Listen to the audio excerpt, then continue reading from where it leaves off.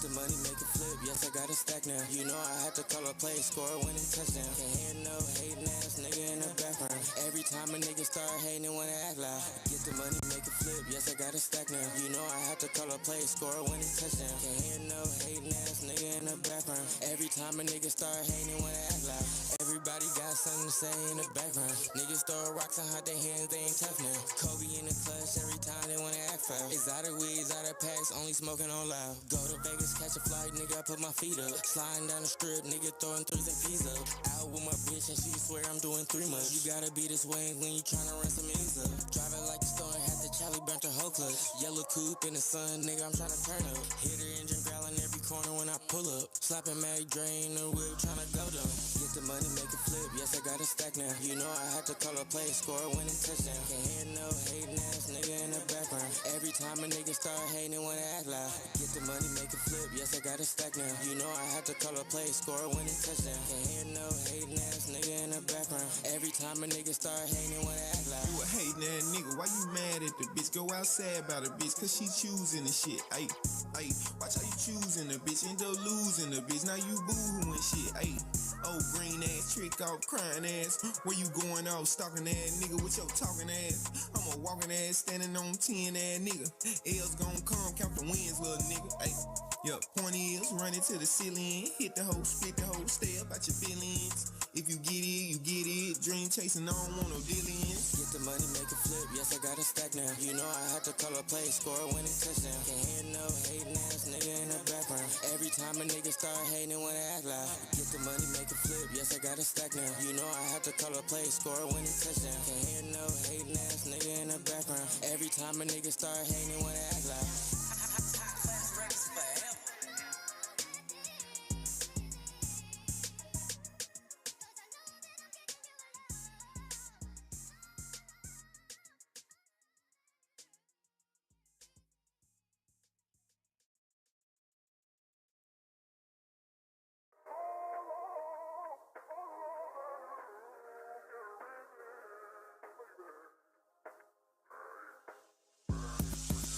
The money, make it flip, yes I got a stack now. You know I had to call a play, score a winning touchdown. Can't hear no hating ass nigga in the background. Every time a nigga start hating, they wanna act loud. Get the money, make it flip, yes I got a stack now. You know I had to call a play, score a winning touchdown. Can't hear no hating ass nigga in the background. Every time a nigga start hating, they wanna act loud. Everybody got something to say in the background. Niggas throw rocks and hide their hands, they ain't tough now. Kobe in the clutch, every time they wanna act foul. Exotic weeds, out of packs, only smoking on loud. Go to Vegas, catch a flight, nigga, I put my feet up. Sliding down the strip, nigga, throwing threes and peas up. Out with my bitch and she swear I'm doing 3 months. You gotta be this way when you tryna run some ends up. Driving like a storm, had the Charlie burnt her whole clutch. Yellow coupe in the sun, nigga, I'm tryna turn up. Hit her engine growling every corner when I pull up. Slapping Mary Dre in the whip, tryna go down.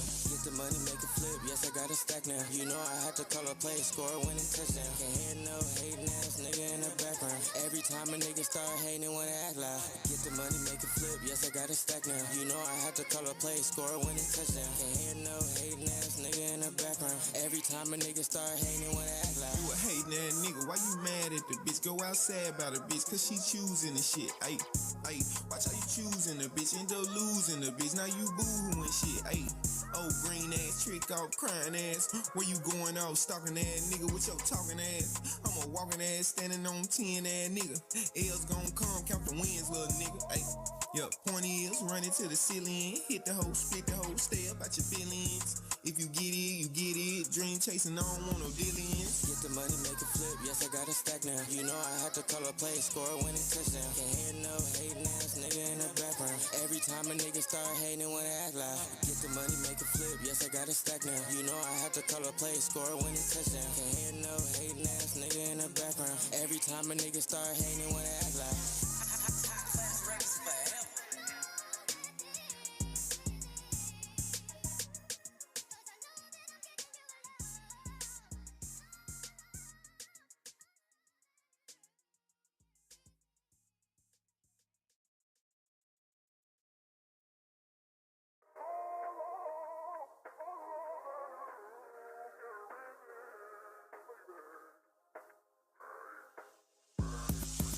Get the money, make it flip, yes I got a stack now. You know I had to call a play, score a winning touchdown. Can't hear no hating ass nigga in the background. Every time a nigga start hating, they wanna act loud. Get the money, make it flip, yes I got a stack now. You know I had to call a play, score a winning touchdown. Can't hear no hating ass nigga in the background. Every time a nigga start hating, they wanna act loud. Everybody got something to say in the background. Niggas throw rocks and hide their hands, they ain't tough now. Kobe in the clutch, every time they wanna act foul. Exotic weeds, out of packs, only smoking on loud. Go to Vegas, catch a flight, nigga, I put my feet up. Sliding down the strip, nigga, throwing threes and P's up. Out with my bitch and she swear I'm doing 3 months. You gotta be this way when you tryna run some ends up. Driving like a storm, had the Charlie burnt the whole clutch. Yellow coupe in the sun, nigga, I'm tryna turn up. Hit her engine growling every corner when I pull up. Slapping Mary drain the whip, tryna go down. Get the money, make it flip, yes I got a stack now. You know I had to call a play, score a winning touchdown. Can't hear no hating ass nigga in the background. Every time a nigga start hating, they wanna act loud. Get the money, make it flip, yes I got a stack now. You know I had to call a play, score a winning touchdown. Can't hear no hating ass nigga in the background. Every time a nigga start hating, they wanna act loud. You a hating ass nigga, why you mad at the bitch? Go outside about the bitch, cause she choosing the shit. Ayy, watch how you choosing the bitch, end up losing the bitch. Now you boo-hooing shit. Ayy, oh green ass, trick off, crying ass. Where you going off, stalking ass nigga with your talking ass? I'm a walking ass, standing on 10 ass nigga. L's gon' come, count the wins, little nigga. Ayy, yup, point is, running to the ceiling. Hit the hoe, split the hoe, stay up at your feelings. If you get it, you get it. Dream chasing, I don't want no dealings. Get the money, make it flip, yes I got a stack now. You know I had to call a play, score a winning touchdown. Can't hear no hating ass nigga in the background. Every time a nigga start hating, they wanna act loud. Get the money, make it flip, yes I got a stack now. You know I had to call a play, score a winning touchdown. Can't hear no hating ass nigga in the background. Every time a nigga start hating, they wanna act loud.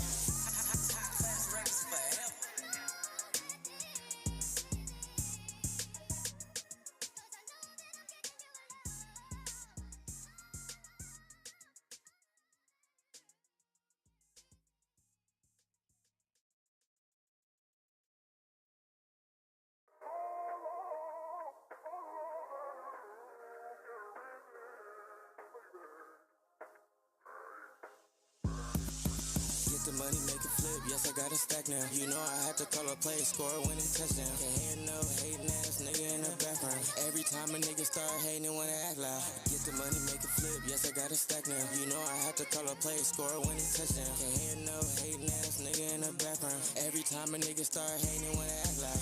Everybody got something to say in the background. Niggas throw rocks and hide their hands, they ain't tough now. Kobe in the clutch, every time they wanna act foul. Exotic weeds, out of packs, only smoking on loud. Go to Vegas, catch a flight, nigga, I put my feet up. Sliding down the strip, nigga, throwing threes and P's up.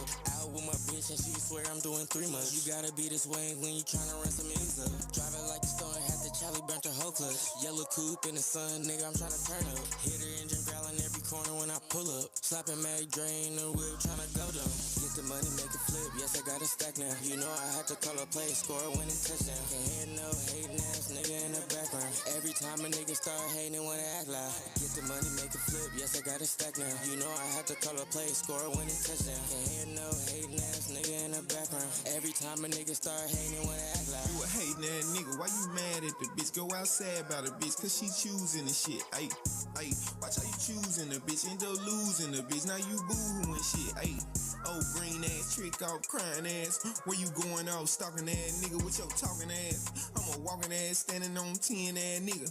L's gon' come, count the wins, little nigga. Ayy, yup, point is, running to the ceiling. Hit the hoe, split the hoe, stay up at your feelings. If you get it, you get it. Dream chasing, I don't want no dealings. Get the money, make it flip, yes I got a stack now. You know I had to call a play, score a winning touchdown. Can't hear no hating ass nigga in the background. Every time a nigga start hating, they wanna act loud. Get the money, make it flip, yes I got a stack now. You know I had to call a play, score a winning touchdown. Can't hear no hating ass nigga in the background. Every time a nigga start hating, they wanna act loud.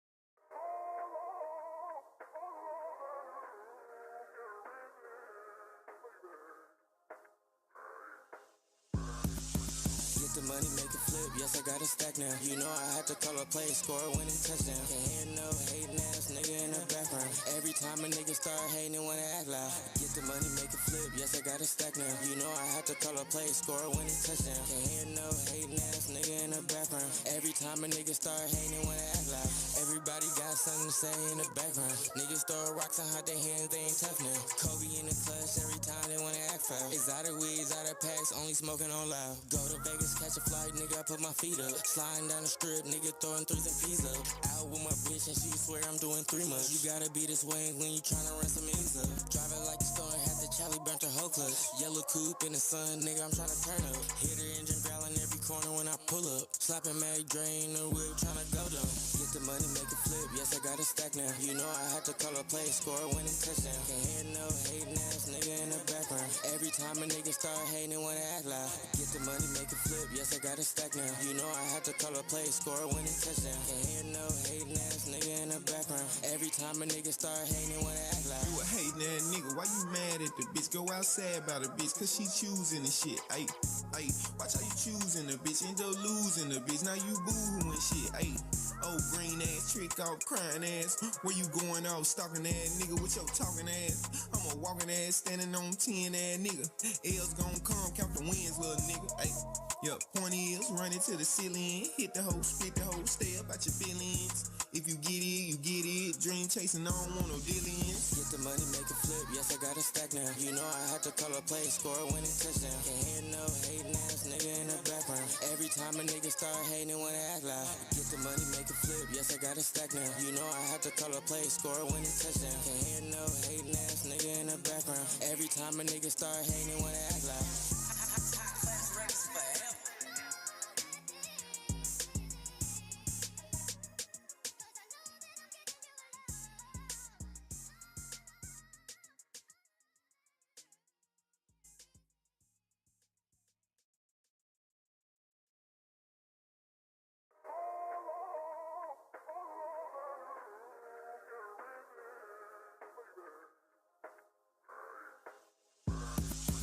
Get the money, make it flip, yes, I got a stack now. You know I had to call a play, score a winning touchdown. Can't hear no hating ass nigga in the background. Every time a nigga start hating, wanna act loud. Get the money, make it flip, yes, I got a stack now. You know I had to call a play, score a winning touchdown. Can't hear no hating ass nigga in the background. Every time a nigga start hating, wanna act loud. Everybody got something to say in the background. Niggas throw rocks and hide their hands, they ain't tough now. Kobe in the clutch every time they wanna act foul. Exotic weeds, out of packs, only smoking on loud. Go to Vegas, catch a flight, nigga, I put my feet up. Sliding down the strip, nigga, throwing threes and peas up. Out with my bitch and she swear I'm doing 3 months. You gotta be this way when you tryna run some ends up. Driving like a storm, had the Charlie burnt her whole clutch. Yellow coupe in the sun, nigga, I'm tryna turn up. Hit her engine growling every corner when I pull up. Slapping Mag drain the whip, tryna go down. Get the money, make it flip, yes, I got a stack now. You know I had to call a play, score a winning touchdown. Can't hear no hating ass nigga in the background. Every time a nigga start hating, wanna act loud. Get the money, make it flip, yes, I got a stack now. You know I had to call a play, score a winning touchdown. Can't hear no hating ass nigga in the background. Every time a nigga start hating, wanna act loud. You a hating ass nigga, why you mad at the bitch? Go outside about a bitch, cause she choosing the shit. Ayy, watch how you choosing the bitch, end up losing the bitch. Now you boo-hooing shit. Ayy, oh, green ass, trick off, crying ass. Where you going off, stalking ass nigga with your talking ass? I'm a walking ass, standing on 10 ass nigga. L's gon' come, count the wins, little nigga. Ayy. Yup, point is, run it to the ceiling. Hit the hoe, spit the hoe, stay up at your feelings. If you get it, you get it. Dream chasing, I don't want no dealings. Get the money, make it flip, yes, I got a stack now. You know I had to call a play, score a winning touchdown. Can't hear no hating ass nigga in the background. Every time a nigga start hating, wanna act loud. Get the money, make it flip, yes, I got a stack now. You know I had to call a play, score a winning touchdown. Can't hear no hating ass nigga in the background. Every time a nigga start hating, wanna act loud.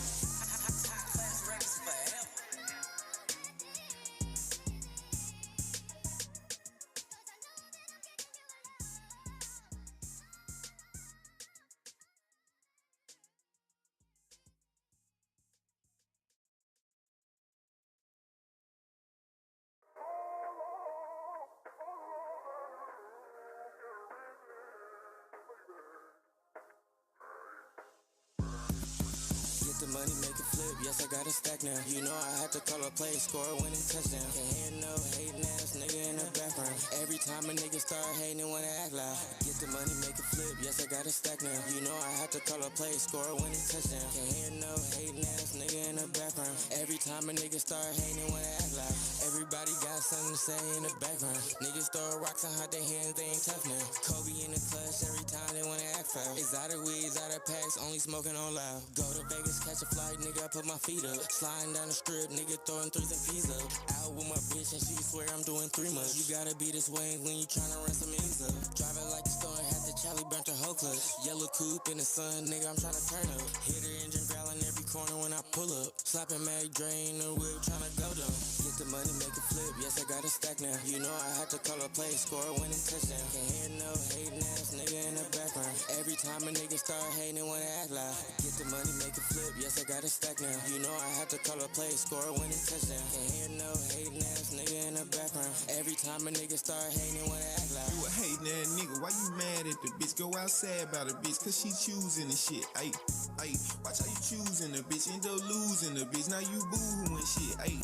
Oh, green ass, trick off, crying ass. Where you going off, stalking ass nigga with your talking ass? I'm a walking ass, standing on 10 ass nigga.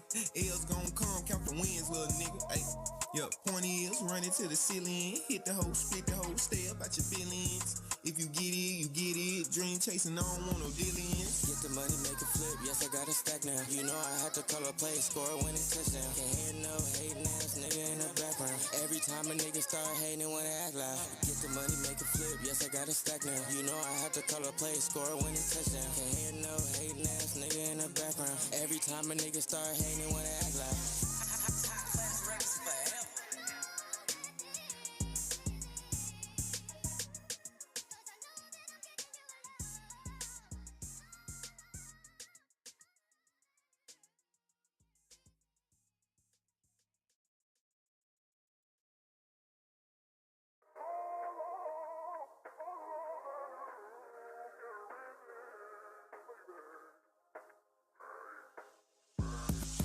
Get the money, make it flip, yes, I got a stack now. You know I had to call a play, score a winning touchdown. Can't hear no hating ass nigga in the background. Every time a nigga start hating, they wanna act loud. Get the money, make it flip, yes, I got a stack now. You know I had to call a play, score a winning touchdown. Can't hear no hating ass nigga in the background. Every time a nigga start hating, they wanna act loud. Everybody got something to say in the background. Niggas throw rocks and hide their hands, they ain't tough now. Kobe in the clutch, every time they wanna act foul. Exotic weeds, out of packs, only smoking on loud. Go to Vegas, catch a flight, nigga, I put my feet up. Sliding down the strip, nigga, throwing threes and peas up. Out with my bitch and she swear I'm doing 3 months. You gotta be this way when you tryna run some ends up. Driving like a storm, had the Charlie burnt her whole clutch. Yellow coupe in the sun, nigga, I'm tryna turn up. Hit her engine growling every corner when I pull up. Slapping Mag Drain the whip, tryna go down. Get the money, make it flip, yes, I got a stack now. You know I had to call a play, score a winning touchdown. Can't hear no hating ass nigga in the background. Every time a nigga start hating, they wanna act loud. Get the money, make it flip, yes, I got a stack now. You know I had to call a play, score a winning touchdown. Can't hear no hating ass nigga in the background. Every time a nigga start hating, they wanna act loud. You a hating ass nigga, why you mad at the bitch? Go outside about the bitch, cause she choosing the shit. Ayy, ayy, watch how you choosing the bitch, end up losing the bitch. Now you boo-hooing shit, ayy.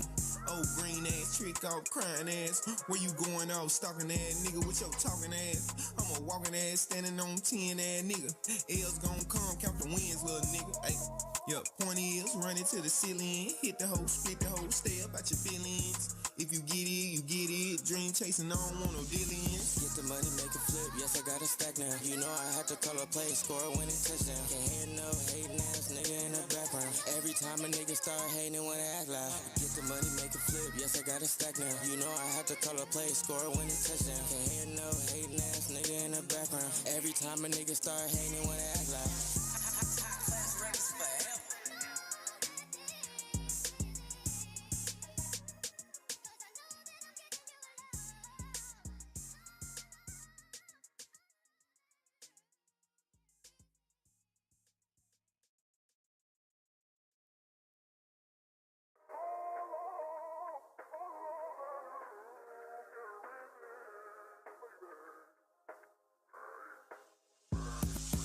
Get the money, make it flip, yes, I got a stack now. You know I had to call a play, score a winning touchdown. Can't hear no hating ass nigga in the background. Every time a nigga start hating, they wanna act loud. Get the money, make it flip, yes, I got a stack now. You know I had to call a play, score a winning touchdown. Can't hear no hating ass nigga in the background. Every time a nigga start hating, they wanna act loud. Everybody got something to say in the background. Niggas throw rocks and hide their hands, they ain't tough now. Kobe in the clutch, every time they wanna act foul. Exotic weeds, out of packs, only smoking on loud. Go to Vegas, catch a flight, nigga, I put my feet up. Sliding down the strip, nigga throwing threes and P's up. Out with my bitch and she swear I'm doing 3 months. You gotta be this way when you tryna run some ends up. Driving like a storm, had the Charlie burnt the whole clutch. Yellow coupe in the sun, nigga, I'm tryna turn up. Hit her engine growling every corner when I pull up. Slapping Mag drain the whip, tryna go down. Get the money, make it flip, yes, I got a stack now. You know I had to call a play, score a winning touchdown. Can't hear no hating ass nigga in the background. Every time a nigga start hating, they wanna act loud. Get the money, make it flip, yes, I got a stack now. You know I had to call a play, score a winning touchdown. Can't hear no hating ass nigga in the background. Every time a nigga start hating, they wanna act loud. You a hating ass nigga, why you mad at the bitch? Go outside about the bitch, cause she choosing the shit. Ayy, watch how you choosing the bitch, end up losing the bitch. Now you boo-hooing shit. Ayy, oh green ass, trick off, crying ass. Where you going off, stalking ass nigga with your talking ass? I'm a walking ass, standing on 10 ass nigga. L's gon' come, count the wins, little nigga. Ayy, yup, point is, running to the ceiling. Hit the hoe, spit the hoe, stay up at your feelings. If you get it, you get it. Dream chasing, I don't want no dealings. Get the money, make it flip, yes, I got a stack now. You know I had to call a play, score a winning touchdown. Can't hear no hating ass nigga in the background. Every time a nigga start hating, they wanna act loud. Get the money, make it flip, yes, I got a stack now. You know I had to call a play, score a winning touchdown. Can't hear no hating ass nigga in the background. Every time a nigga start hating, they wanna act loud.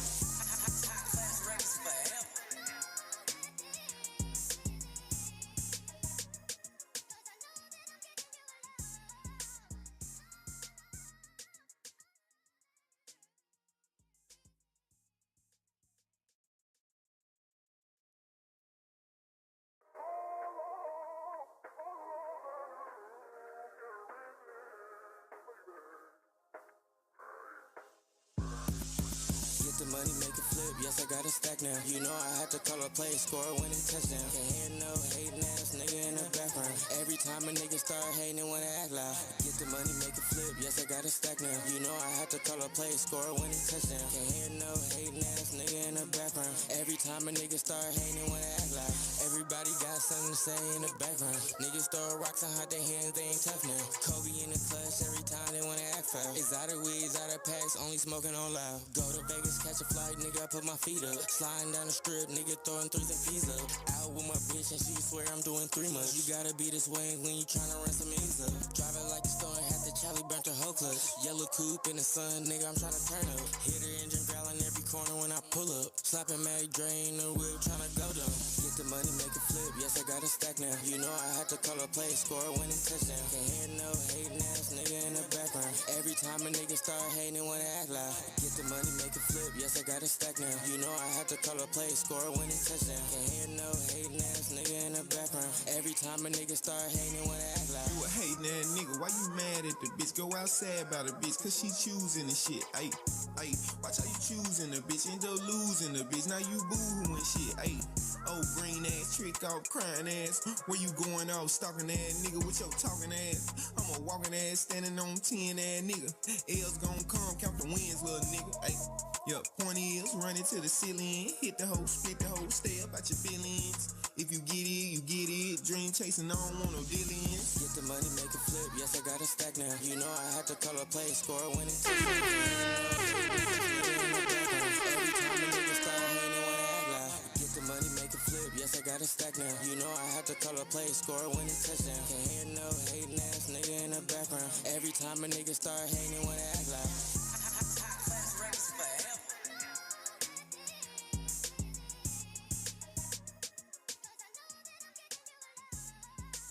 What is good, chat? What is good? Your boys is back. Sorry for that long ass wait, but we here now. So we know y'all been waiting, but we in this motherfucker. And we already got an AI bot in here. All right. Yeah, you going to the gulag, bitch.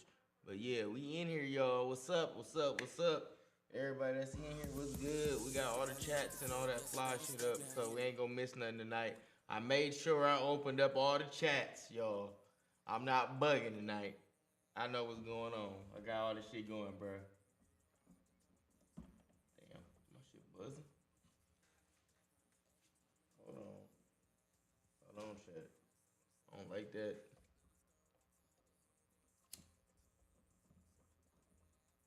One of these motherfuckers is out. Fuck it. Yeah, we good. But yeah, y'all, we in here home. Turn this damn overlay off. Bow, ta-da! Ta-da! We in here, man.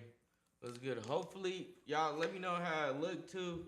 I fixed the bit rate because it was hella low, and I found out our upload speed is like, nigga, our upload speed like 400 megabytes. So we can do a high ass bit rate. So I'm testing shit out. We gonna see if this shit work how it's supposed to. Let's see. Oh, yep. We decent. Yeah. That shit look a lot more clear. Yeah. That me. Yeah. This him. I had to do that because the dude, the clips was cool, but I could tell it was getting fuzzy because of the bit rate last night. So, nigga had to fix it. Because I forgot I also told the niggas to up our internet. I was like, nigga, you paying all this money, nigga, up the shit. Put the pep in that shit, boy. No, for real. Hit that bitch with a supercharger. Whatever equivalent to the a Hellcat is in internet terms, I want. Dada, I always want Dada. Dada, I don't want Dada. Gotta have something for the skinny nigga. Man. Extra medium.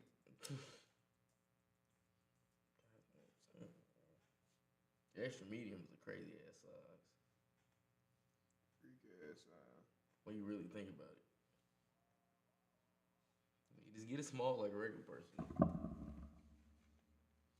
You gotta make the nigga feel big, man. Make him feel tall. Like, nah, bro.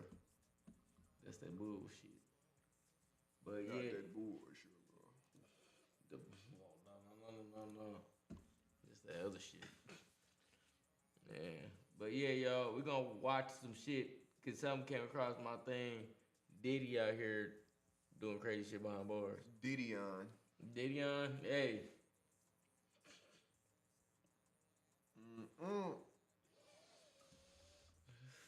Man, hey, Didion's crazy, bro. I ain't gonna lie.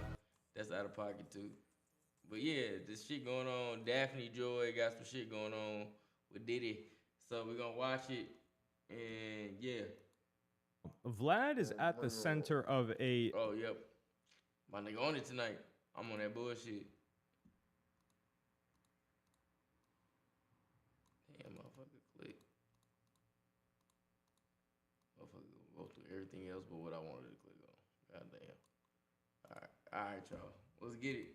Very gross tape being leaked, and I have an interesting theory about who exactly leaked this. Now, this all started with an interview that Vlad did 5 months ago, interviewing one of Diddy's hired guys, for lack of a better word, Sly Diggler, an adult entertainer, male adult entertainer. And in this interview, he would talk about his experience with Diddy and Daphne Joy in particular, and one of the freak-offs that they had. And he would also describe the size of, after being asked by Vlad, the size of Diddy's, downstairs. And he would say it was one of the smallest he had ever seen.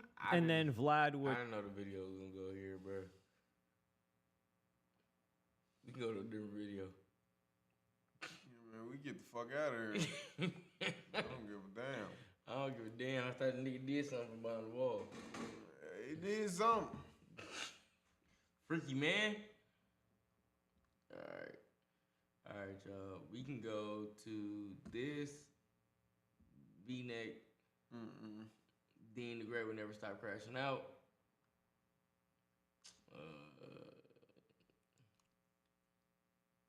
Oh, they got the pro dunker versus Olympic jumper. Are they gonna do a dunk competition? What the fuck are they doing? No. Nah, it look like some bullshit. Don't need to watch that. You go here? Oh no. We're going up. I don't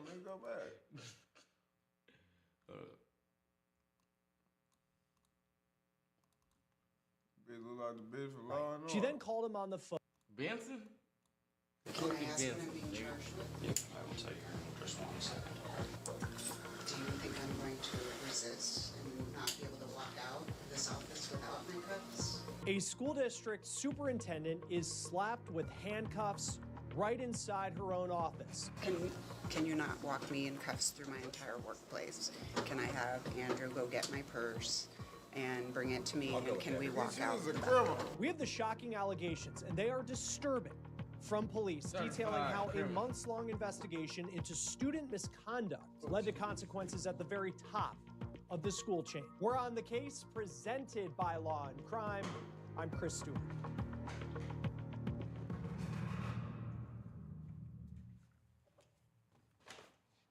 Hey guys, before we start this episode of On the Case, I want to tell you about this app, Upside. It gets you cash back on everyday purchases, gas, groceries, and takeout. So here's what you do. You just download Upside for free, claim it off. Get him before I do something to him. Yeah, hey, no, this ain't going. Nigga try to hit us. Never coming up like that, man. No, free mo. Man, what up? What up, B? It's always shot. What up, baby? What up, shawty?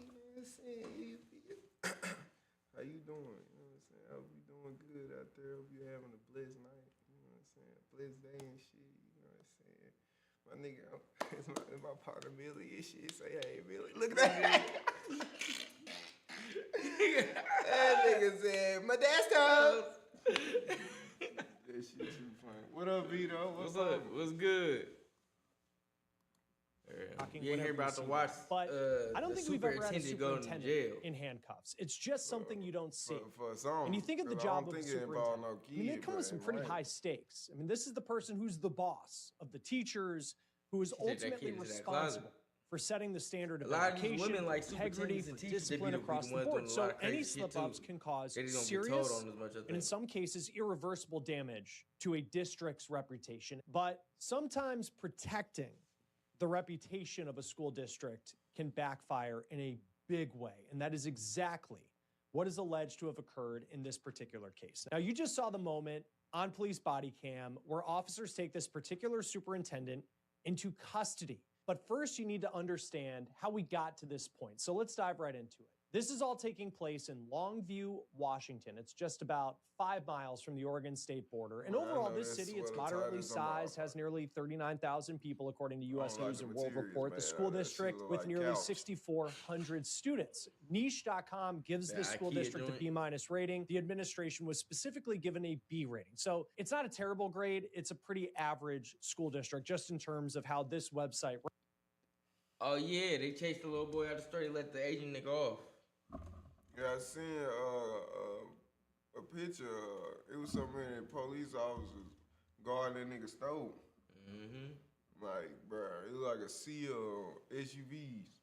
Yeah, because it's liable to have a riot under that. Because that's crazy. Because they said he was suspected of shoplifting and he never shoplifted. Yeah, because for them to say that mean when they killed him, they ain't find nothing on him. Yeah. I mean, when he shot him, they ain't find nothing on him. Yeah, you dead ass wrong for that. You can go to jail for a long time, nigga. It's down there like that case in L.A. where when that Asian lady killed the little girl. That's what started the riots. Yeah, they're down there like the same shit though. That's probably why they did, because they know that shit wrong. Like, bro, you know niggas gonna be mad about that. I feel like they do shit too to get the people riled up to do shit like that too. So you feel me? It's fucked up. It's out of pocket, but you know. What, little boy 14?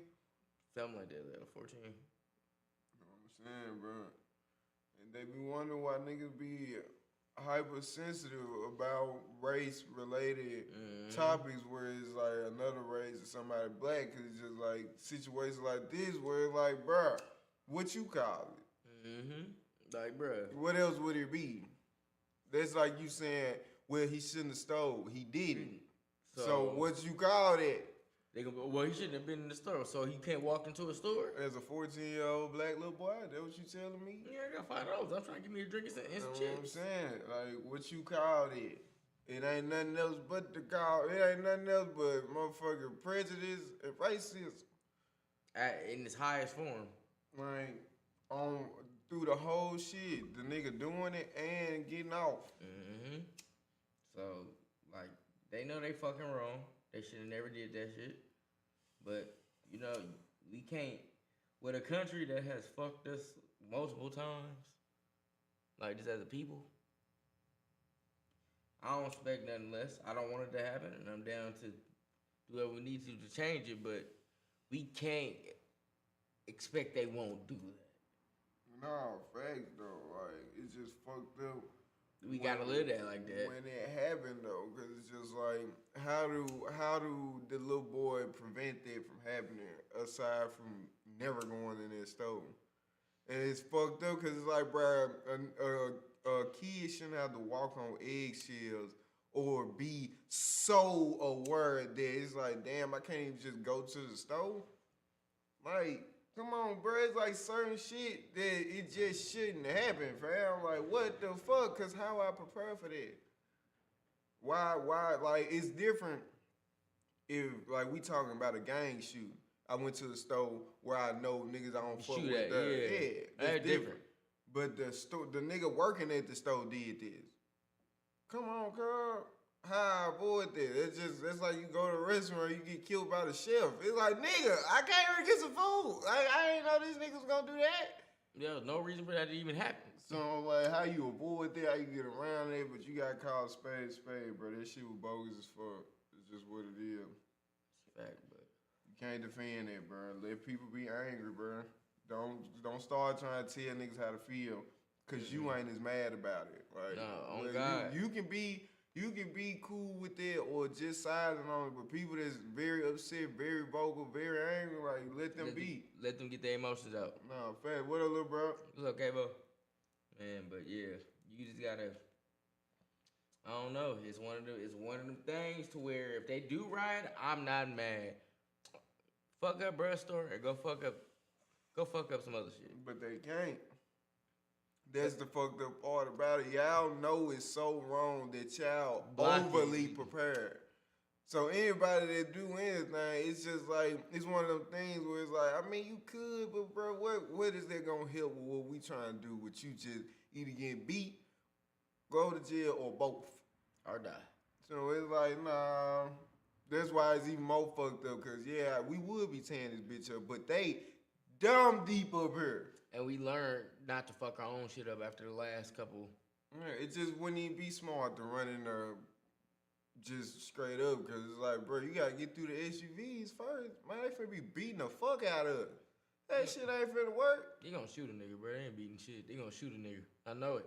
No, facts, but you know, their first line of niggas is getting beat. But if you break through that, you ain't making it. Anybody get close to this store getting popped, whether it's with them bags or real bullets. But you leaving hurt. It ain't gonna be safe. They gonna definitely get that shit out. That's how it was able to happen.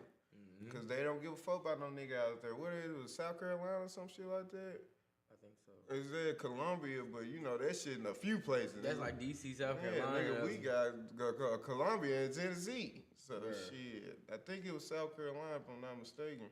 I literally just seen that shit.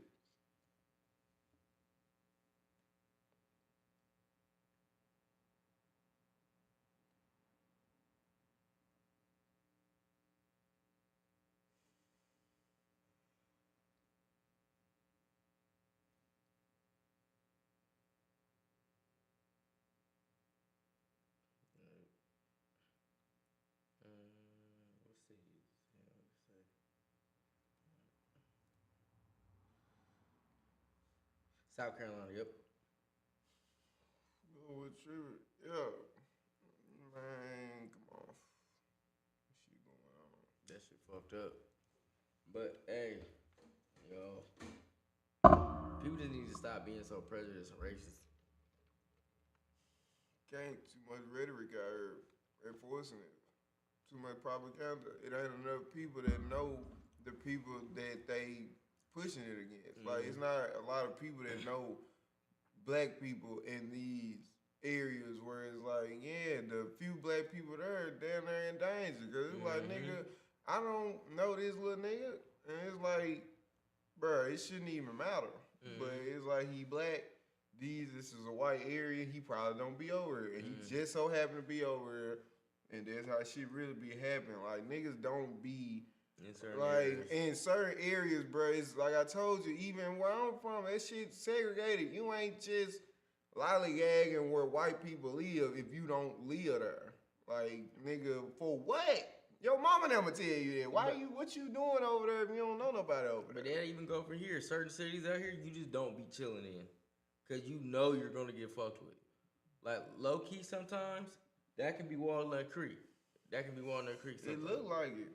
Man, Walnut Creek can be like that sometimes. When you're night, man. Anywhere there's some money at, bro, that's where black people really get fucked with the most. Like, a place of business or where money at. Just a nice area.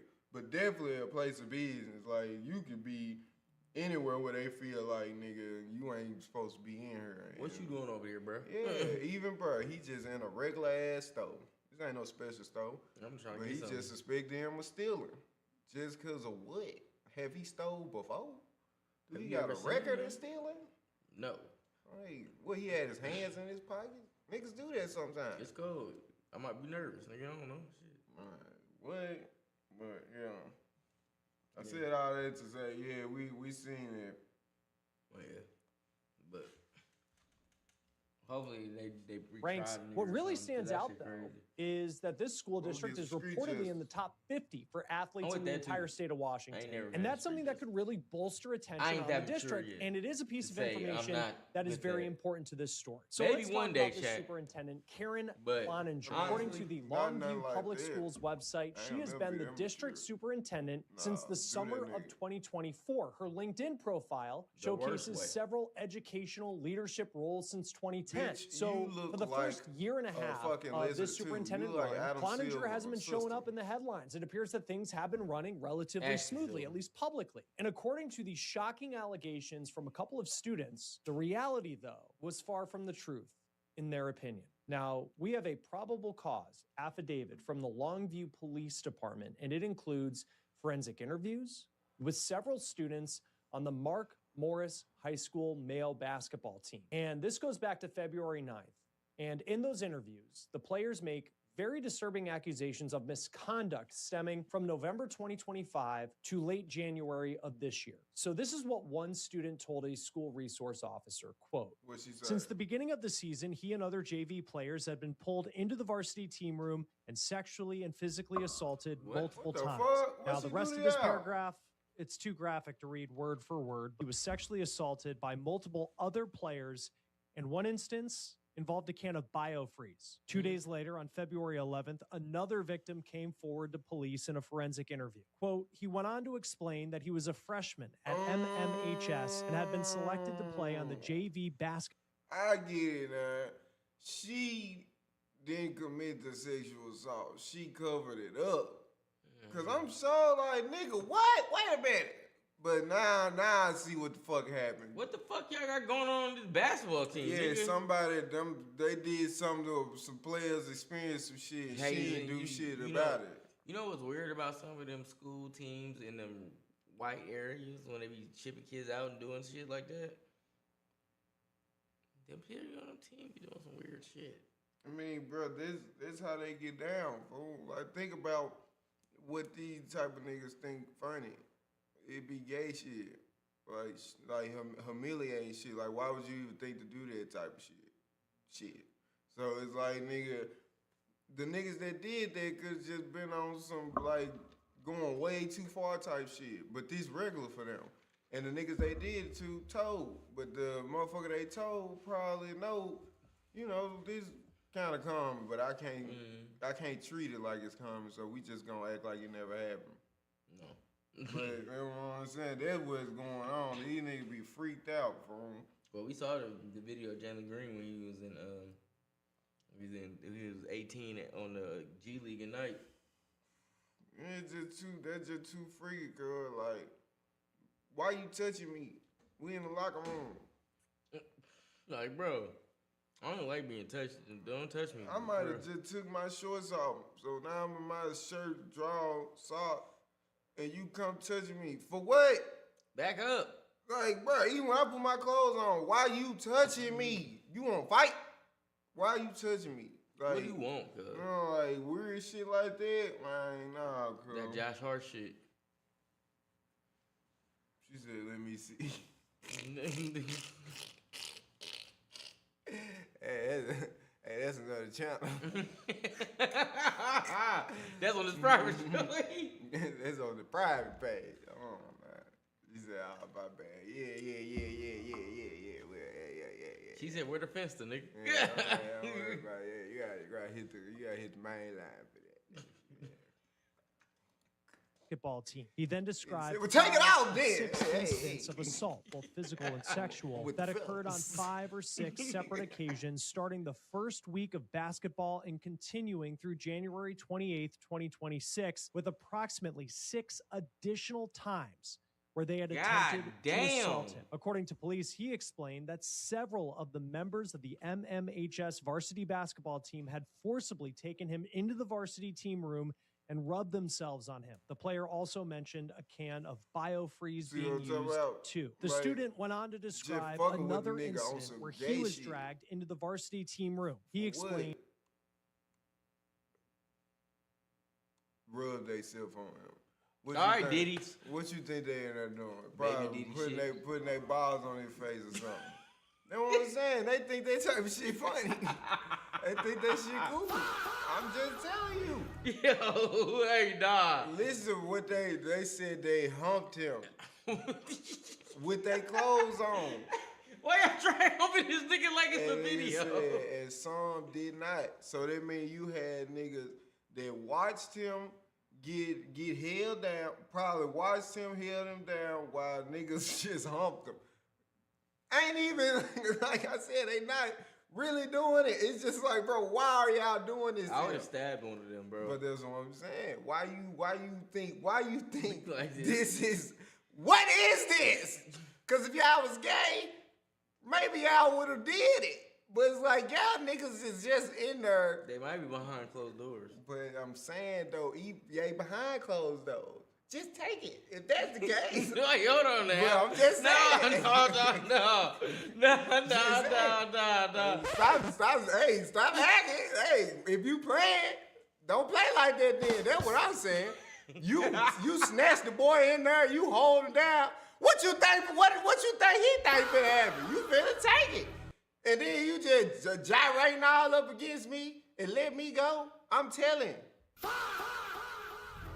But all I'm saying is, if you gonna do that, you might as well bruh, go all the way. Cause that is confusing now. What are you doing then? Can you explain this to me? Cause you can explain. It's the N word. It wouldn't be technically all the way. I can't say the word. You can't say the word, but it would be the N word. Bruh, like. Cause I most of the time when they describe the N word, it'd be like shit like this, groping, touching, all type of, but not no full. But I'm saying, what are you doing? What's the point? Why are you doing it? Grooming him. That's gay. Just be gay. It's gay. We know it's gay, but they won't say it. Just whoever y'all is, just be gay. That sounds gay. But the problem is the niggas don't want to be gay if they gay. That's the problem. It's so acceptable to be gay right now. Just be gay. They let Frank Ocean do it. Man, let anybody do it. You know who they don't let do it? Niggas that say they not gay. That's the problem. Niggas will be... Just say you gay. It's like the niggas that say they don't like big girls and they be like, man, I don't. And then you see them down the street walking one. Yeah, that's y'all fault. Stop lying like you don't be kissing niggas. Just say you be kissing niggas and niggas will let you kiss niggas. But you can't be like, man, y'all gay. And then go do some gay shit. That's gay. Because then you start doing shit and then the girl starts following you, the nigga starts, now you in a whole conundrum, nigga. Like, yeah, that's why you do irregular shit like this. Be like, yeah, we should hold him down and hump him. Put your balls on his face. Like, cuz, what? Yeah, let's just make it seem like we gonna take it, but don't. Almost, but not really. Gay. All I know is that he's gay. Gay. What the fuck, bruh? other way around it. Like, I'm thinking she did something. She covered it up. These niggas the freaks. Hey, bro, I thought I was feeling bad for the basketball team. That's crazy. The superintendent coming down there doing it. Then find out these niggas the culprit. And what's up with the basketball coach? Nigga, where the fuck you at? Shit, he probably like, man, hey, y'all keep that shit down. Y'all think, bro, this probably culture. I ain't no telling why they do that freaky shit, because you gotta think they do that freaky shit in all their groups. This is just a basketball team, and nigga, that ain't nothing but another group. You put another, ain't no telling what the other group's doing, the other secret societies. Because everybody can't get in the locker room. Teams ain't nothing but approved secret societies. You can't, everybody ain't in on what we doing unless you in here. I'm gonna let y'all know as a nigga who hooped up damn near up until a professional point, none of my locker rooms never had this. Yeah, I mean, that ain't, but you ain't played with predominantly white people. This is a white area. Oh, no. They grew up, like, cause it's one thing when, like, you know, one nigga gets shipped to the good white school.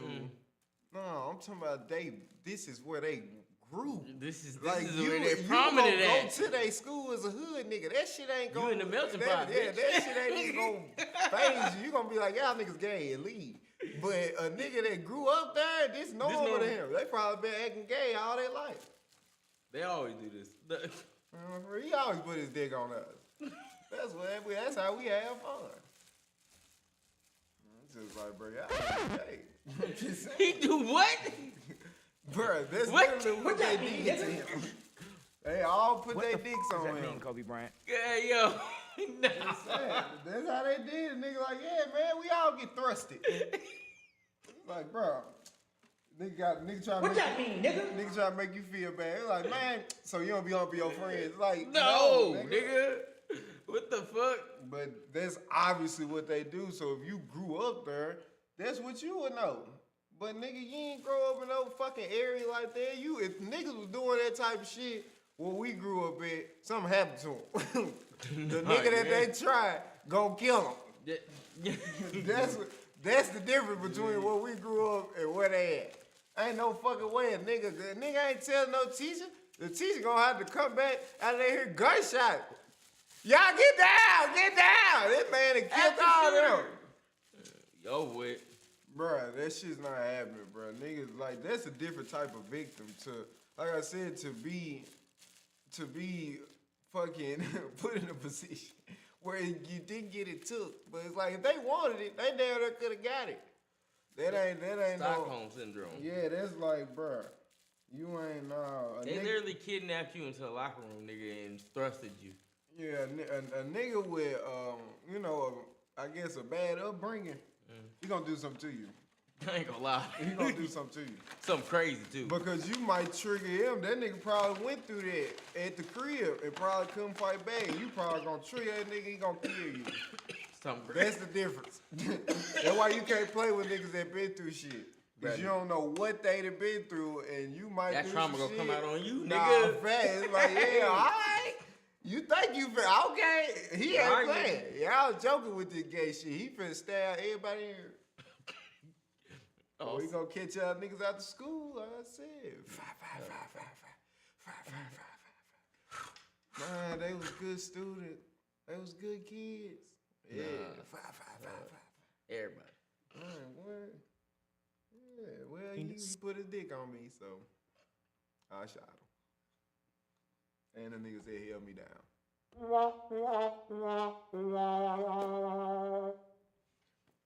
It's only right. It's only one way out. Man, that's in a box. Come on, bro.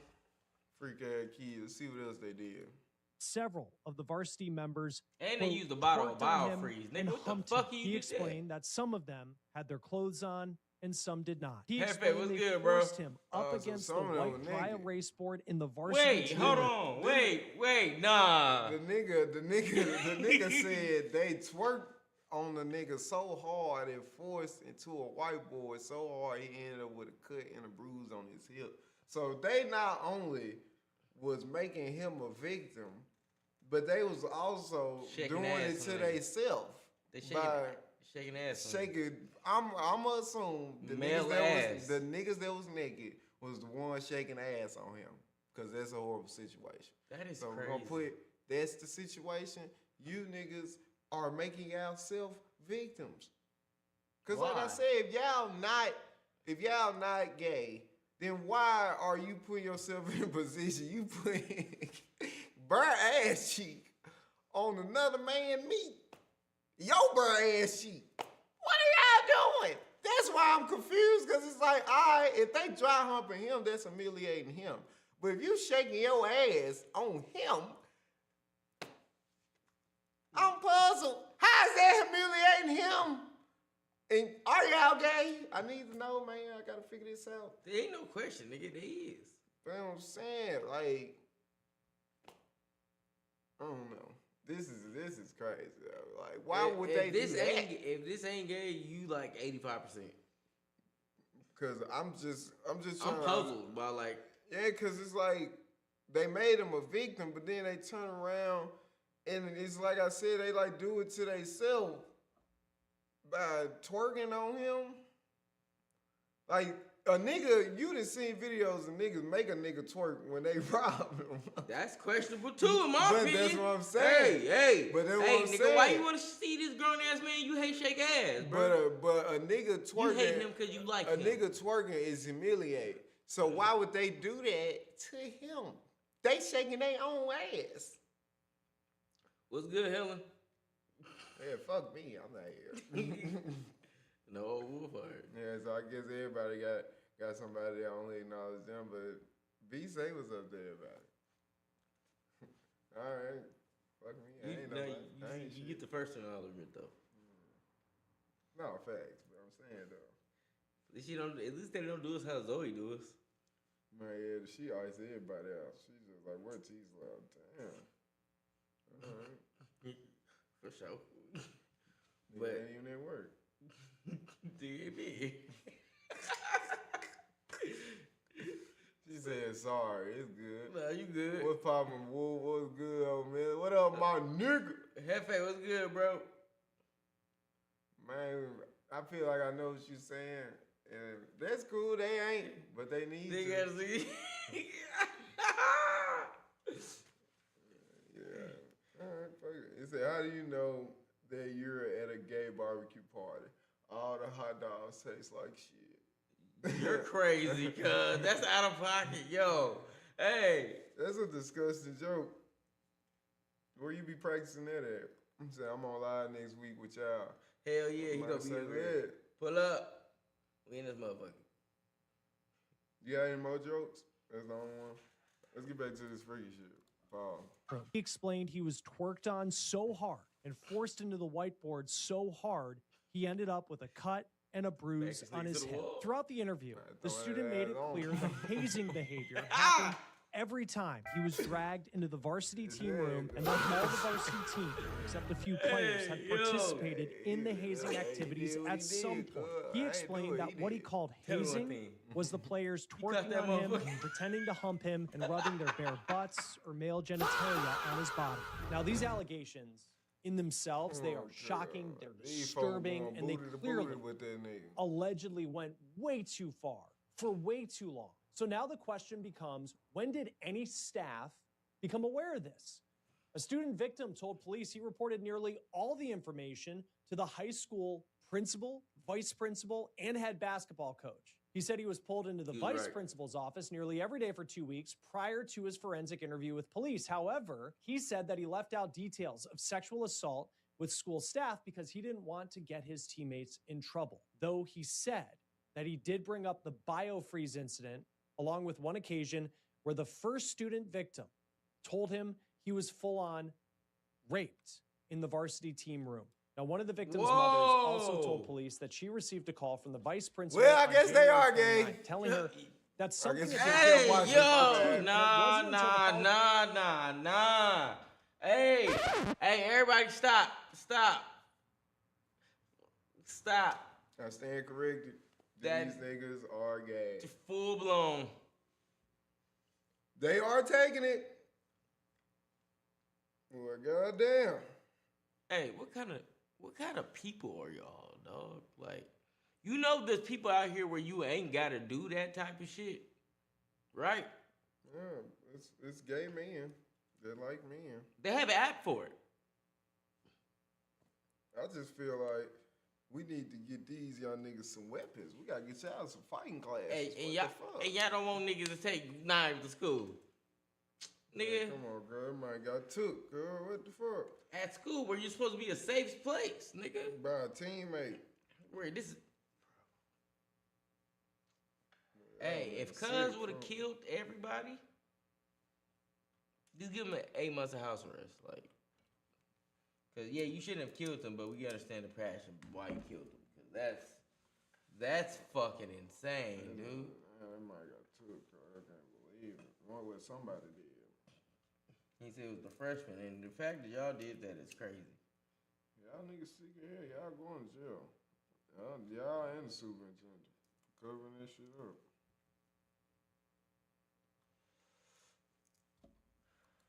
Following week, on February 4th, the woman's son had already gone to the vice principal about his alleged assault, but the vice principal told him there was an ongoing investigation. So at this point, this investigation was being handled within the school, and according to police, a few of the alleged students involved were suspended for their conduct. So when does law enforcement get involved in this case? According to the police report, on February 8th, an officer was notified about an active investigation related to firearm threats at Mark Morris High School. And at the same time, the officer also became aware of a mass walkout being planned at the school the following day related to alleged sexual assault, possibly connected to the basketball team. Now, the same day, another police officer was informed by a parent about his son being sexually assaulted on the team. Police responded to the high school for the firearm threat investigation, but also inquired about the sexual assault allegations with the school resource officer. Quote, during my brief conversation with the SRO,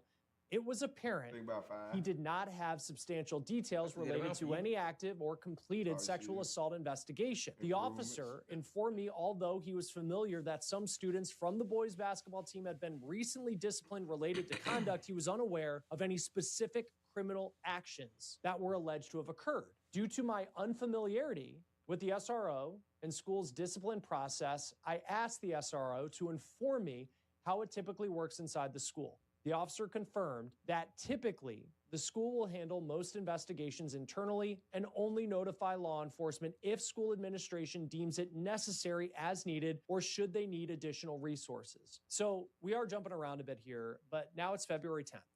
And an official report comes into the police station surrounding sexual assault allegations at the high school. Officers looked through digital evidence provided by one of the victims, including a JV group chat that actively discussed and shared photos related to the sexual assault incidents as it became widely published on social media. This is in addition to the forensic interviews.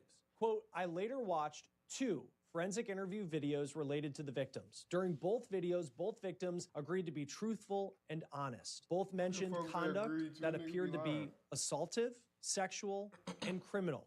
Further, the descriptions provided of the events related to the events clearly represented conduct that would have warranted mandatory notification to law enforcement as reported. So now police are starting to raise some eyebrows, not just at the students that allegedly carried out these sexual assaults, but also they're raising their eyebrows at the school with allegations as heinous as the ones described. What was stopping the school from getting law enforcement involved? Regardless, they're now fully engaged in this operation and conduct a search warrant on school property, including communications between executive leadership at the school. Officers also had their eyes on the vice principal, someone named Paul Beckel, who seemed to have led this internal investigation. On February 13th, officers went to his house because he happened to be absent from school the day before, the same day the search warrant was carried out on the school. Quote, we arrived at his home in an unmarked police SUV wearing plain clothes. We knocked on the front door of his home and his wife walked around to greet us. We asked if Paul was available and she explained he had gone into Longview to meet with Superintendent Karen Cloninger and assistant.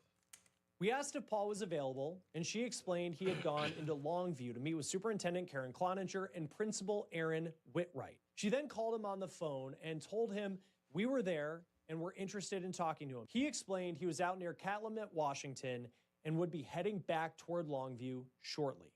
Police then met Vice Principal Beckel at a nearby coffee shop to speak with him, and here's where things definitely get interesting.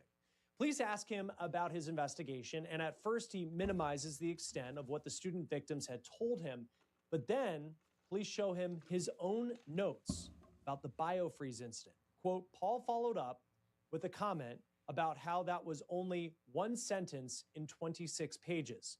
Paul then got defensive and shifted the conversation. He made comments indicating we had more information than he had been given based on the fact we had served a search warrant at the school, despite the fact his detailed notes indicated he had been told by the victim that biofreeze had been sprayed in his behind. Paul went on to explain that his process was to investigate as thoroughly as he could and then relay the information to others for guidance on what to do next. But Paul didn't say who he consulted for that guidance. However, police did have evidence of consultation between the vice principal and other executive office members. Quote, we referenced Paul's notes where he had written about meeting with Eric Rick Eugene Parrish, Longview School District's Executive Director of Communications and Operations, and Principal Aaron Whitwright in person and with Karen Cloninger over the phone on February 4th. His notes explained that they had discussed mandatory reporting, and he was informed they were not obligated to report at that time. His notes also talked about possibly sending some sort of communication out to the MMHS and Longview School District, and how he was again told no. The vice principal allegedly went on to explain that the school resource officer didn't think there was enough evidence for criminal charges in this case. However, it came to light that he allegedly didn't share all of the details of his investigation with the SRO, including the biofreeze incident. Officers then went and interviewed the school principal, Aaron Whitwright. Quote, Detective Hartley asked Aaron what his involvement had been with the investigation at MMHS involving the boys' basketball team. He explained he had been informed about the situation around January 28th or January 29th. He explained he had not directly interviewed any of the students involved, but had been present for some of the interviews and had been given access to Paul's notes throughout the investigation. He also explained that anything that had come up, I was in communication with our district office, Dr. Cloninger, and or Andy Schoonover, who's the district's executive director of student services. So now it's starting to come to light that the superintendent, Karen Cloninger, was allegedly in communication about the incident since the end of January, and the principal became informed about new information. Quote, I asked Aaron when, if at all, he had spoken with the SRO. He explained that he had met with Andy and Karen Cloninger about a CPS report. He explained that Karen told him she was going to consult with the attorney. The attorney told Karen to have them consult with the SRO. He believed it was later that day or the following day that he and Andy met with the SRO and discussed the case. He explained they had shared information with the SRO about, quote, butts in faces and genitalia across faces, and that they were told it wasn't a crime unless the, quote, parents want to pursue that. I clarified with Aaron and asked what detail had specifically been shared with the SRO. Aaron then backpedaled and explained that they had told the SRO about butts in faces and dancing around, but couldn't remember what else had been shared. I asked if the SRO had been given specific details about which students were involved or had been given access to any of Paul's notes, and he said no. When asked if the SRO had been given adequate information to make an educated decision about the circumstances, Aaron initially said he believed the SRO had been given enough information. I then asked why the specific details of the school's investigation had not been provided to the SRO. Aaron said,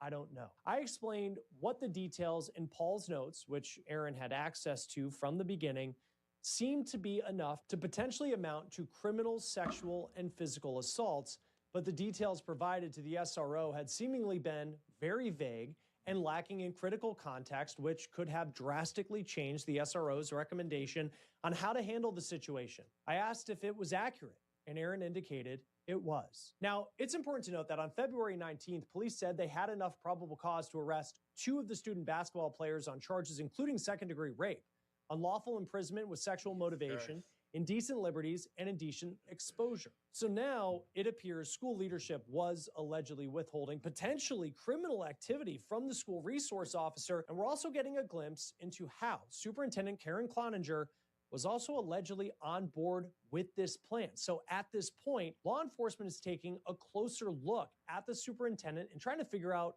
where she communicated with leadership about this investigation. So police conduct a search warrant on her devices. And here's what police allegedly found. Quote, on or around February 20th, I began reviewing the data associated with Karen Cloninger's cell phones to include viewing the devices themselves. As I was reviewing the Cellbrite extractions, I came across many chat messages that showed they were recovered from deleted. I would later confirm this by hand searching the phone to include verifying tons of deleted messages on both devices. Further, I would recover many of the deleted messages and confirm many of them were as reported in the Cellbrite extraction.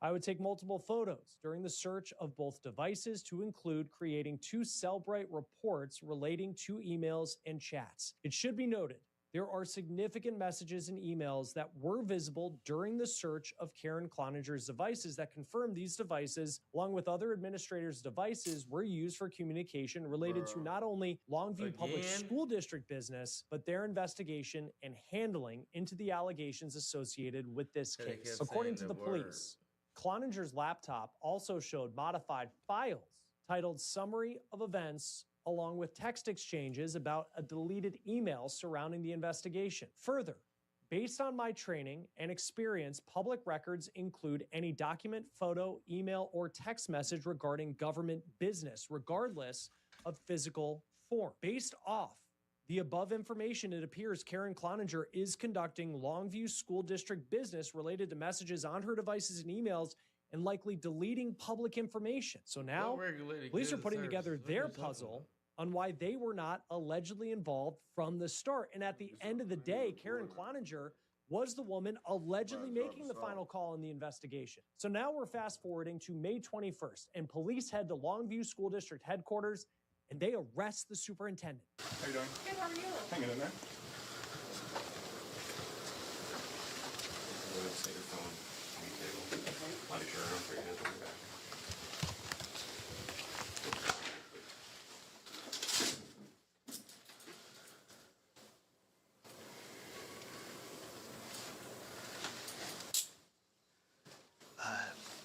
You and I will just walk her out. Quick clap.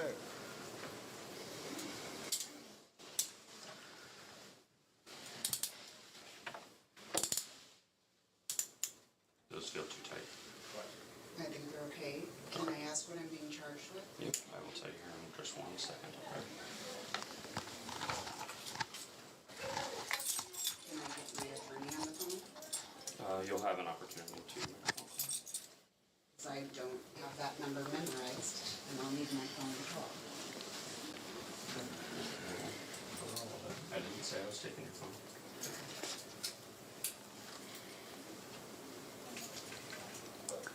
Do you think I'm going to resist and not be able to walk out of this office without my cuffs? We have procedures now. I don't believe you are resisting. I didn't say you were. Okay. So go ahead and step to your left here, and I'll get the document out real quick, and we'll read to you the exact charges. So.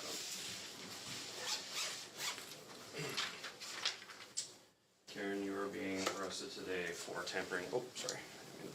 Tampering with a witness, failure to report, and obstructing a law enforcement officer. So, Great. My partner here is going to escort you out, and you're going to go this way. to jail. We're going to Okay. We'll Okay. coordinate your property. Am I not able to take my phone so I can call my attorney? Your phone can go with you. These are your Here. phones? Yes, I Which don't one do need you the want? work phone. I just need Work my... phone, personal? Yes. I'll take Personal that. can go with you. Okay. Yeah. Okay. Okay. You ready? All right. Like a wallet, purse, anything like that, personal. I do have a purse in my office. Okay. Yeah. Am I allowed to take that? We can grab that. Yeah. Can Andrew, can you not walk me in cuffs through my entire workplace? Can I have Bitch, Andrew you go is get my going purse out in these and shackles. bring it to me, and can we walk out the back door? What's up? Thank you. I was on the bus. They would have said, nigga, shut up. We'll wait.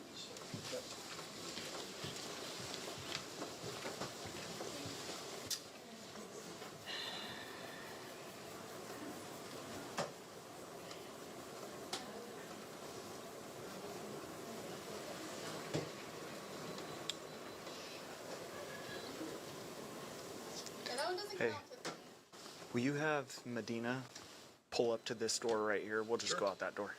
Is that better if we go out this door? Yes, I would appreciate that. Thank you. Yep.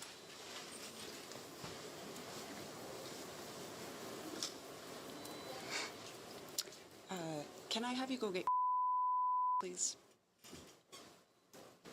No. I don't think. Actually, ma'am. I just wanted to. I don't think to be over here right now. Purse. Thank you. You will have the ability to make that. Is he on this side? Yeah, she's in custody. Lonnie, can you log one in custody? Let's pull him to this side. You were really broken We'll out. walk out there. All right, Karen. All right. Cloninger is brought outside through a back door as they head to the squad car. Okay. I'm shaking my head too. I ain't shaking your head. See, when niggas get guilty, they always want to start doing something. This is recorded. Okay. And there's two of us here to. Are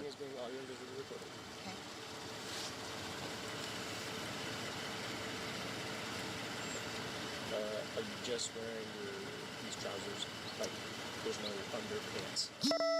Like, you don't have any pockets underneath, do you? Okay. I'll switch you. That's a bad jacket. You look like she ride a motorcycle.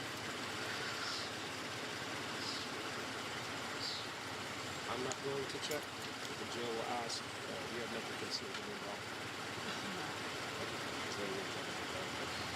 Yes.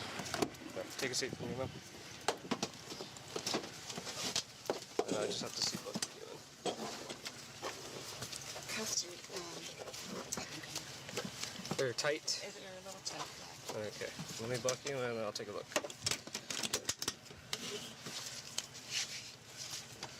All right. Actually, I should have did that. All right. So just turn and face that way. Like just rotate your body so I can look at your cuffs. I know it's a little awkward. Okay, which one? I wonder if it's your bracelets. Is it this one or the other one? Okay. I think I'll be okay. All right. So I can get 2 fingers in there. I understand they're not the most comfortable thing, especially with this seat, but. As far as the phone call goes, like to your attorney, the jail should let you go through your phone to get that phone number if you need it. Okay. And then you can make that phone call. Okay. You good? I'm good. Okay. I'm gonna head back. Oh, boy. Cloninger made her first court appearance on May 22nd as she is facing charges of tampering with a witness, failure to report, and obstructing a law enforcement officer. She was given a $5,000 bail, which she later posted. Her formal arraignment is scheduled for June 10th. Meanwhile, the Longview Police Department say they're not done when it comes to charges. They are expecting to file charges against Andrew Schoonover, who is the district's executive director of student services. Those charges include failure to report and making a false or misleading statement to a public servant. On May 22nd, the Longview School District's acting superintendent released the following statement in part, quote, "We know this matter has caused deep concern, pain, and questions for students, families, staff, and the broader Longview community. Student safety, care, and well-being must be at the center of every decision we make now and as we move forward. Collectively, we also have a responsibility to continue to ensure this matter is reviewed carefully, fairly, and impartially. As your acting superintendent, please know that my commitments and the commitments of our school district are clear. Understand the facts surrounding the alleged student and staff misconduct, cooperate with investigations, follow the law, and ultimately take appropriate accountability action. I understand that trust is earned through consistency and that accountability requires action. Today's action reaffirms our district's commitment to both, as well as our desire to gather the facts. Now, the statement also said 5 staff members have been placed on administrative leave, and they have hired their own outside investigator in addition to the ongoing police investigation. That will do it for On the Case, presented by Law and Crime. Subscribe to us on YouTube and Spotify, and we're also now... Fuck that school district, though. That's a fucked up ass. Freak ass nigga. Doing freaky ass shit. That shit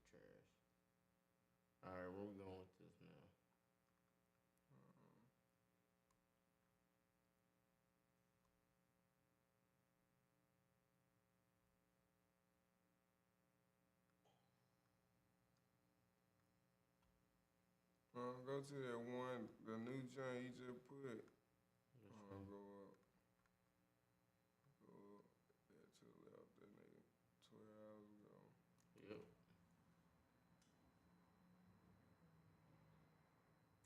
The sinister case of Jonathan Sherrill. You think it's Cheryl or Curl? Hey you, and welcome. My name is Mike, and in this old video, we are going to South Carolina for a story of seafood and jealousy, because you know what? Obsession is back on the menu, boys. It all started when a successful restaurant owner, a restaurateur, said the wrong thing to the wrong person. And another wrong person thought it would be the right time to do some killing. You got that? Because I didn't. Buckle up, buckaroos, because it all began in Bluffton, South Carolina. Let's give it a go. Carolina, bro. What's going up over there? I don't know if they got their water cooked. Located deep in the low country, Bluffton is straight out of that old southern antebellum type crack. You got the Spanish moss, you got the good old boys, you got the yes ma'am, you got the murder, y'all, you got the usual. These days, the jewel of South Central Beaufort County, close to Savannah, Georgia, is home to around 30,000 folk, primarily rich and retired. What that mean, nigga? Quickly of late. You know, therefore, the crime rate is low. It's actually the second safest city in the state. Though this story will dissuade you of any notions of safety. And sure didn't it all begin in the autumn of 2015.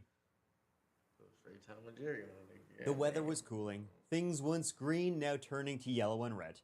And just before Halloween, on October 28, 2015, this 911 call came in to the Bluffton Police Department.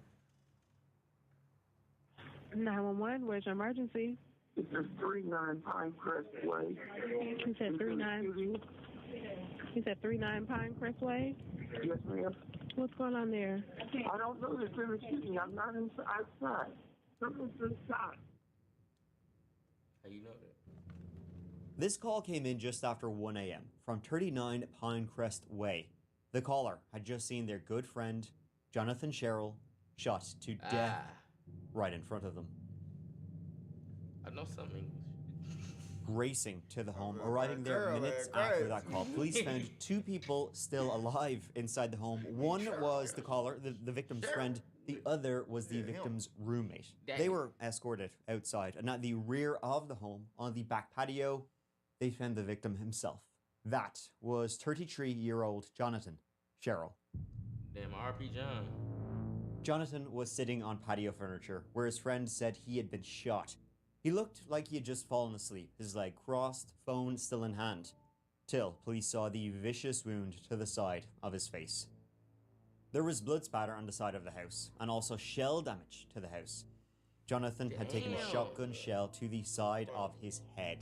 It was instant. It was a very confusing and chaotic scene to begin with, right? The victim's roommate, who also lived there, they said, you know, he said he had been in bed, he had been asleep, when all of a sudden, boom, that's what he hears, so he says. Runs outside, finds Jonathan dead. But a friend had an even more intimate story with the murder that had happened right in front of him. He said he'd come over to Jonathan's a couple of hours earlier, they'd been having a few drinks, shooting the shit on that back patio. When the friend said all of a sudden he heard what sounded like a shotgun being loaded coming from the darkness behind him. He opened his mouth to say, yo, what was that? But before he could even finish that sentence, two shots rang out. Jonathan's head snapped back. I want no evidence. Body bags in this. Right in front of him. Told y'all only one way to leave out this Now, bitch. I know what you're thinking. Police did examine both men at the scene. They swabbed their hands for any gunshot residue to make sure that that whole story isn't bullshit. They were telling the truth. After checking the scene, they would determine it looked like he had been shot at a distance, and police would find two empty 12-gauge shells in the grass. If you look at a map, you can see Jonathan's house backed onto fields that would have been pitch dark that autumn night. I don't like them houses down south. So who was Jonathan, and why would anybody want him dead? If a nigga just gets the In this old video, folks, you know, a sinister plan had horrifying consequences. And you know something else? Let me tell you this for free. Not getting your health checked can also have horrifying consequences. It has never been more important to get those regular checkups. You know, those little issues examined. It's all about giving you peace. But guess what doesn't give me peace of mind? Actually organizing the check. I was on vacation and I got a bad sore throat, which actually turned out to be tonsillitis, but you know the drill. It'll go away by itself. It's no big deal. I'll give it another day or two before I call the doctor. It's a whole thing. Well, I shouldn't have, because putting off the doctor meant comic books. Jonathan was 33, originally from Rhode Island, growing up in Ohio, going to college in Pennsylvania, and he got his degree in business from Allegheny College. Jonathan was a bit of an artist. He loved to draw, he collected comic books, he played the old git box, but he was a real people person, you know, gregarious, loved hanging around with people, loved talking, loved dealing with people. So it was, you know, the restaurant industry that really called to him, and he found out sure wasn't the only hella good at it. He wanted to reinvent, you know, restaurants, bring people what they wanted, some good-ass grub in a nice setting, and he was like, sure, he was fairly successful at it. He helped develop some bars with great reputations, knew how to make a mean cocktail, and he ended up co-owning a number of restaurants in the area. A place called Char Bar, a place called Trinity Restaurant, a place called Pepper's Porch. A single guy in an area known for seafood, he was a bit of a catch. He had been living on Pinecrest Way of late, living with his roommate, who was an older fella who was actually, you know, his business partner. And this is a nice, quiet, residential neighborhood. I mean, as I went through Bluffton, this thing doesn't happen in Bluffton. Though people always say that, till it happens. But no known enemies. A guy just trying to help out the local businesses, give people good food, revitalize struggling businesses. A bonus, you know, to the community. So who would want him dead? A usually quiet neighborhood is shaken up after a man is killed, and now police think he was targeted. So it's pretty rare that we have violent crime. I know there's been some recent things that have happened that I think it's kind of a fluke. It's not something that normally happens around here. I mean, there's break-ins, there's things like that, but there's, you know, homicide is not usually on the scale. Police canvassed the area, though the killer had long since fled. One thing, though, police noticed is that this is a wealthier area. There were a lot of cameras around, one even facing, almost, Jonathan's home. Now, he had been shot from the darkness of the field, but maybe someone had been scoping out the home, or had driven by. You never know. Jonathan's friend, who had been with him at the time, you know, the one he invited over and they were having a few drinks, he said Jonathan, he was in grand ale form, not a bother on him, you know, nothing worrying him, nothing really stressing him out. Though he did say earlier that very day, a woman had kind of just like rocked up, knocked on his door, out of the blue. He said something really weird happened or something like that. He said, he came up and said he heard a knock or a doorbell rang. And we looked through and the people and we saw a girl there. She said she had car trouble or something, so she pulled into his driveway. Now, he knew her. She had been a regular at some of the bars he ran. He didn't mention her name, though, to his friend when he was retelling this story of what had just happened. He said, you know, she had randomly shown up, had car trouble, wink, wink, and was asking Jonathan for some help. Like, he was thinking, you know, is she going to whip out the sweater puppies or what? Went out and looked at her car. Yes, everything's fine. He says she tried to make out with him? Yeah. He described the girl to you at all? He said it was like a girl about his age. I guess decent looking, that's all he said. She was even trying to give John a little smoocheroonie. But John, to be fair, he saw that she was married, so he shot that shit down. But he said it was really, really strange that this woman just, you know, came up to his house, was flirting heavily with him, and John just wasn't having it. He didn't want to get involved with any married woman. Something weird was definitely going on with that interaction, but that was about the height of it. But she was a married woman, and John wasn't interested in it. Because, hear that from my invisible watch? That's a ticking time bomb. Did it go off that night? We're talking about house murders, like someone's like trying to chase the house or someone trying to break in or I don't know. But checking the neighborhood cameras, they did see a woman. They saw her and John talk outside, and John's dog at one point escaped and she helped bring it back. But police didn't know who she was, but they did see the car she left in, and it didn't seem like she had any car trouble at all.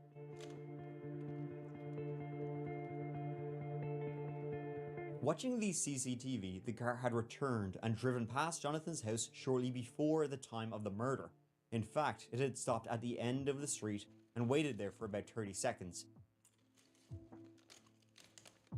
before driving off, turning left, and disappearing. However, seconds later, there was a light. The car's brake lights had come on. Following the car, it had circled the neighborhood at that very time. However, it was raining that night, the license wasn't visible. All they could tell was that this suspicious woman was in a Toyota Camry. One thing identifiable about the Camry, the front right hubcap was different to the others. Small thing, but a thing. It was some thing. Now, if you'll remember, and I sure hope you do, at the time he was shot dead, Jonathan was on his phone. And not for fun. He'd been texting at the very moment he'd been shot in the head. Who was he texting? Could that be a clue? Was somebody texting him to make sure he was home at that very moment?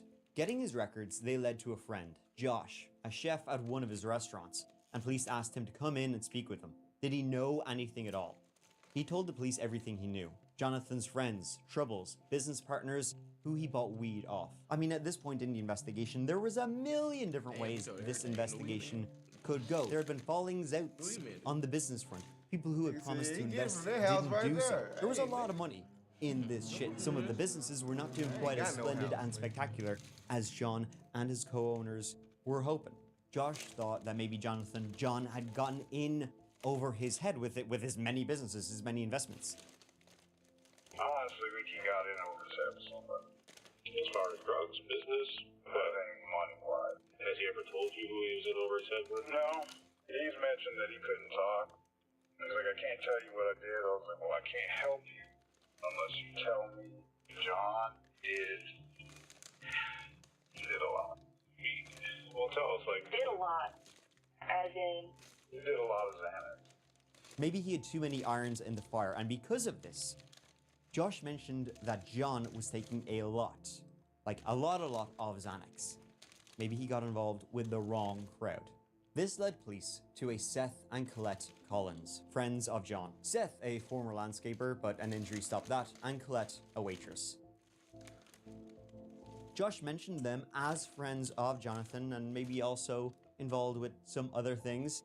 Now, police went to their home to go speak with the Collins, and as they drove down the dirt road leading to their home, they spotted a car outside the Collins home. A Camry. What are the odds? It was a Toyota Camry with one different hubcap. 3 of the hubcaps on the car had 6 holes, 1 had 7 holes. Now Seth, whose real name was Sam, by the way, it's like, if you're going to change your name, at least put some effort into it. He wasn't home, but his wife, Colette Collins, she was home, and she said, shit, I'll talk with you. She looked exactly like the woman who had been at Jonathan's house, trying to flirt with him. You need anything? Water? I guess you got Pepsi or something, but... Yeah, it's almost gone. You got some bottled water or Diet Coke? Now her story, when asked, why did you stop by Jonathan's house earlier the day he was murdered, she said, sure, I was driving in the area. Sure, you know yourself, I was driving in the area and I thought to myself, how's Jonathan? May as well see how he's keeping. He's been having some troubles lately. I'll pop the head in. How do you know him? I know him from Peppers. We used to go up there, we being my husband and I, and we would go to the back bar, and that's how we met John. Remember what time you got there? Maybe around 10-ish. Wait, 10:45? Did he know you were coming by? No, he did know. He sat present. I was all the way home, and I was like, I'm dashing his house. I'm just gonna stop by. What all did y'all talk about? We just talked about, his restaurant, his parents, what he plans on doing next. After that, Colette said she, left his home. She then drove to a gas station. She bought a little bottle of wine, and then she began drinking the bottle of wine, having herself a nice, lovely little night of drunk driving. Car wine, straight from the bottle. That's how the French do it, I know this is a bad call of judgment, but I did open that wine. My husband hasn't had a drink in over a year, as of September 1st, and he doesn't like, for me, so I don't want to bring it around him, so I kind of rode around and drank on that bottle of wine. After that, Colette said she blacked out. Would love to tell you, but my silly old brain doesn't know anything. Police let her go, called her husband Sam to come in, and Sam would take it easy, saying, I'll be there when I'm there. He didn't speak to police until the following morning, having a good 12 hours to make sure his story was straight with the wife. I mean, of course not, just to make sure they're both telling the truth, but the same truth. I'll let you know that you are not in custody, that you are free to leave anytime. Okay. Tuesday night, where were you?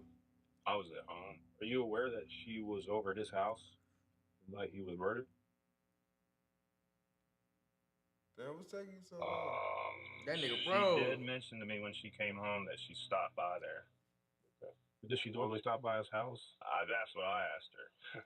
Yeah. And she said no. You remember what time she came in that night? I think it was like 1:30 or so. She was drunk. Would you give us consent to search your house and your vehicle? No. You want to give us consent to search your house and vehicle? No, that's just... Okay. Feels like invasion of my privacy. Sam denied owning any firearms, especially not, definitely no, a 12-gauge shotgun, but refused to give police permission to search his home and vehicle. Now, at this point, the Collinses were clearly the primary suspects in this case.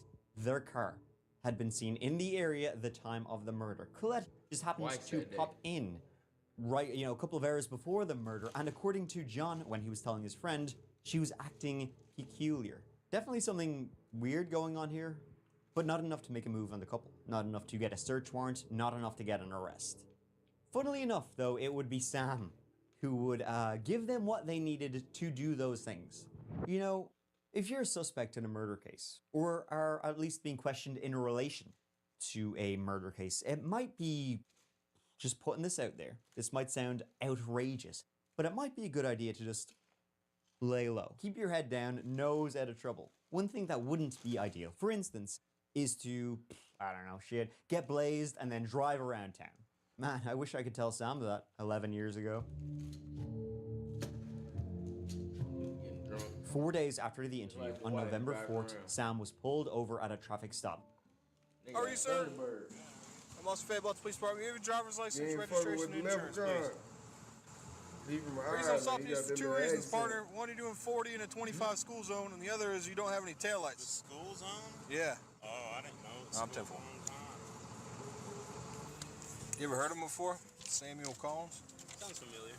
And the stank of the dank was so bad, they pulled him out. Mr. Collins, you shut your car for me real quick, bud? Yeah. Just hop on out with me real quick. You trying to like that post, don't smell on. I was 22 when you step out of the car, okay? Damn, I knew I could smell weed. Load the automatic seatbelt. Searching him, they found A, weed, and B, a 12-gauge shotgun shell. Sam had been adamant he had no guns, didn't collect them at all. I currently have no weapons or anything like that. He just collected shotgun shells. They should have asked him about that. Put this shotgun shell back in the car. 12.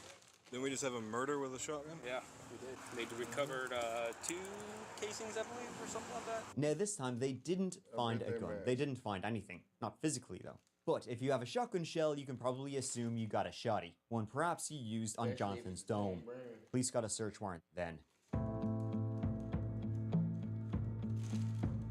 Searching Sam and Colette's home, they didn't find a gun. They didn't find anything. Not physically, though. As part of the search, they checked Sam's phone. Now, Sam had not wiped his phone, even remotely. So on his phone, they found a few little dirty little messages, you might say, to a friend. And the messages went a little something like this. Exactly like this. Put gun in back of truck. Was gonna wrap it in that camo. Gloves in there too. Had a late night ride. Just between us. You haven't seen me. I haven't seen you. If you're gonna say something that's just between us, probably best not to leave evidence of things being just between us. That text was sent the night of the murder, about an hour after. Those messages were sent to a Cody Brown, who would confirm he had lent Sam a shotgun. He said Sam was scared for his life after an attempted robbery. That's why he gave it to him. I was scared for his life, before all that shotgun. it's okay, but it's, you know, it's my baby. Please don't let nothing happen to it. However, the friend was very surprised to be getting the shotgun back in the middle of the night. It had even been raining that night, so he woke up, you know, when he woke up to those messages, he was like, what the shit? And then, get this, he said when he, you know, went to his truck, found that Sam had left the shotgun there, the shotgun was still loaded, it was still on fire, as in the safety was not on, the last shell used hadn't been ejected, even. And then one night, I wake up the next morning and I had a funny message for, so he had put it in the back of my truck. And I was like, didn't it rain last night? And I was like, what the heck's he doing? I go back there and it's still loaded and the safety was off of it. So I'm like, what the hell? It had the spin around. It hadn't been ejected yet. And of course, prints and DNA matched Sam Collins. They had the murder weapon, fingerprints, and likely footage of Colette waiting for and then collecting Sam after the murder. Sam was then charged with that murder. Yeah, but why though? What the fuck they do that for? Why the wife go there early? Colette was taken in. This time, we have everything. Do you want to tell a story? And she said, sure. She had a story to tell. Her story was like, yep. I stopped by Jonathan's that very day. Right. All of that part of the story is true. And after stopping by Jonathan's, she did go and get wine. But when she finally got home to Sam, Sam smelt the alcohol on her breath. Knew she had just been with Jonathan, and so was not a fan of that, like at all. He was the jealous type and figured out something had happened. Now, nothing did happen. Thanks to Jonathan, not thanks to Colette. I had never talked to John without Sam around. So he automatically thought something was up. And then he was like, well, let's go talk to John. I want to confront him about you. I didn't know any of this had happened until I saw it in the news. And I just knew, like, I didn't know what to do. I was scared. Now, that was partly true. Sam did have it against John, but more than that. A few weeks earlier, Sam, a drug dealer, had been robbed. He believed that John had given up information to the robbers, had set him up. John had given these guys this info because he owed them a lot of money. They were another group of drug dealers, and John was into the Xanax a lot. What the fuck? At the same Don't time, do drugs, y'all. That John knows something. So Seth is telling you that he thinks John knows something. About what? About the guys coming over. Because John was at his house and he said he was being really weird. He was walking around sweating. I was like, dude, I gotta go. Like he knew. So John was at the house before he got hit? Yeah. Really? Okay. So John disappears, next thing you know his house gets hit. Yes. I mean, it doesn't take a genius to put two and two together and say, you know, he probably had some kind of involvement. Well, Seth called me. Seth wasn't pissed at him. Seth was like, you know, I just want to know who came to my house. So John, I don't care about him. Sam was indeed afraid for his life, and he believed John had something to do with that. Sam was also doing a lot of the, you know, devil's dandruff, which is not, you know, conducive to like rational thinking.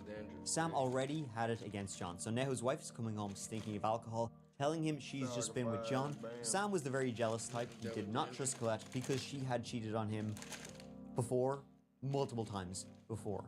So having it already against John for a robbery, and now believing his wife was having an affair with John, that was it. Again, I mean, according to John, nothing happened. In fact, from the CCTV, it seemed like they were standing outside his house the entire time. But, well, into Sam's mind, it was very, very different. And you don't know what Colette told Sam about what really happened. Maybe she wanted him to go and do something. But regardless, a Sam driven by obsessive jealousy got a gun, his friend's gun. Colette drove him there. Why Colette willingly drove him there and then didn't tell the police, and even after the murder did not seem to give a shit about John. Like in the interviews, she's very cool, calm, and collected. That part makes no sense at all. In 2017, Sam was convicted of first-degree murder. He was sentenced to 50 years. Colette herself went on trial in 2018, Sam testifying against her. Man, he really fucking hated her. She was found guilty of accessory after the fact, and she got 15 years. Sam would later say he fired 2 shots at Jonathan's house, only meaning to scare him. Probably should have used the Halloween mask, because firing twice with a 12-gauge shotgun at 2 sitting people, not the best idea, I think. And there you have it. I mean, it is a weird story, and I don't believe Colette at all that what she really told Sam happened. Maybe she was lying to Sam. Maybe she was telling Sam they were having an affair. Maybe there really was an affair. I mean, what really happened that day between Colette and John when she called over? John told his friend she was like flirty with him, trying to chat him up, trying to do a little smoocheroonie. We don't know if that's true at all. Lord knows what they were talking about. Perhaps there was an affair. But regardless, John was shot in the head for seemingly no reason whatsoever. Sad way to end for him. Not for the Collinses though, they seem to be right where they belong. Pretty rad what happened to them, as both are pretty unrepentant about what they actually did to an innocent man just trying to make his community better. But you know, drugs and being a piece of shit will do that to you. Shanae.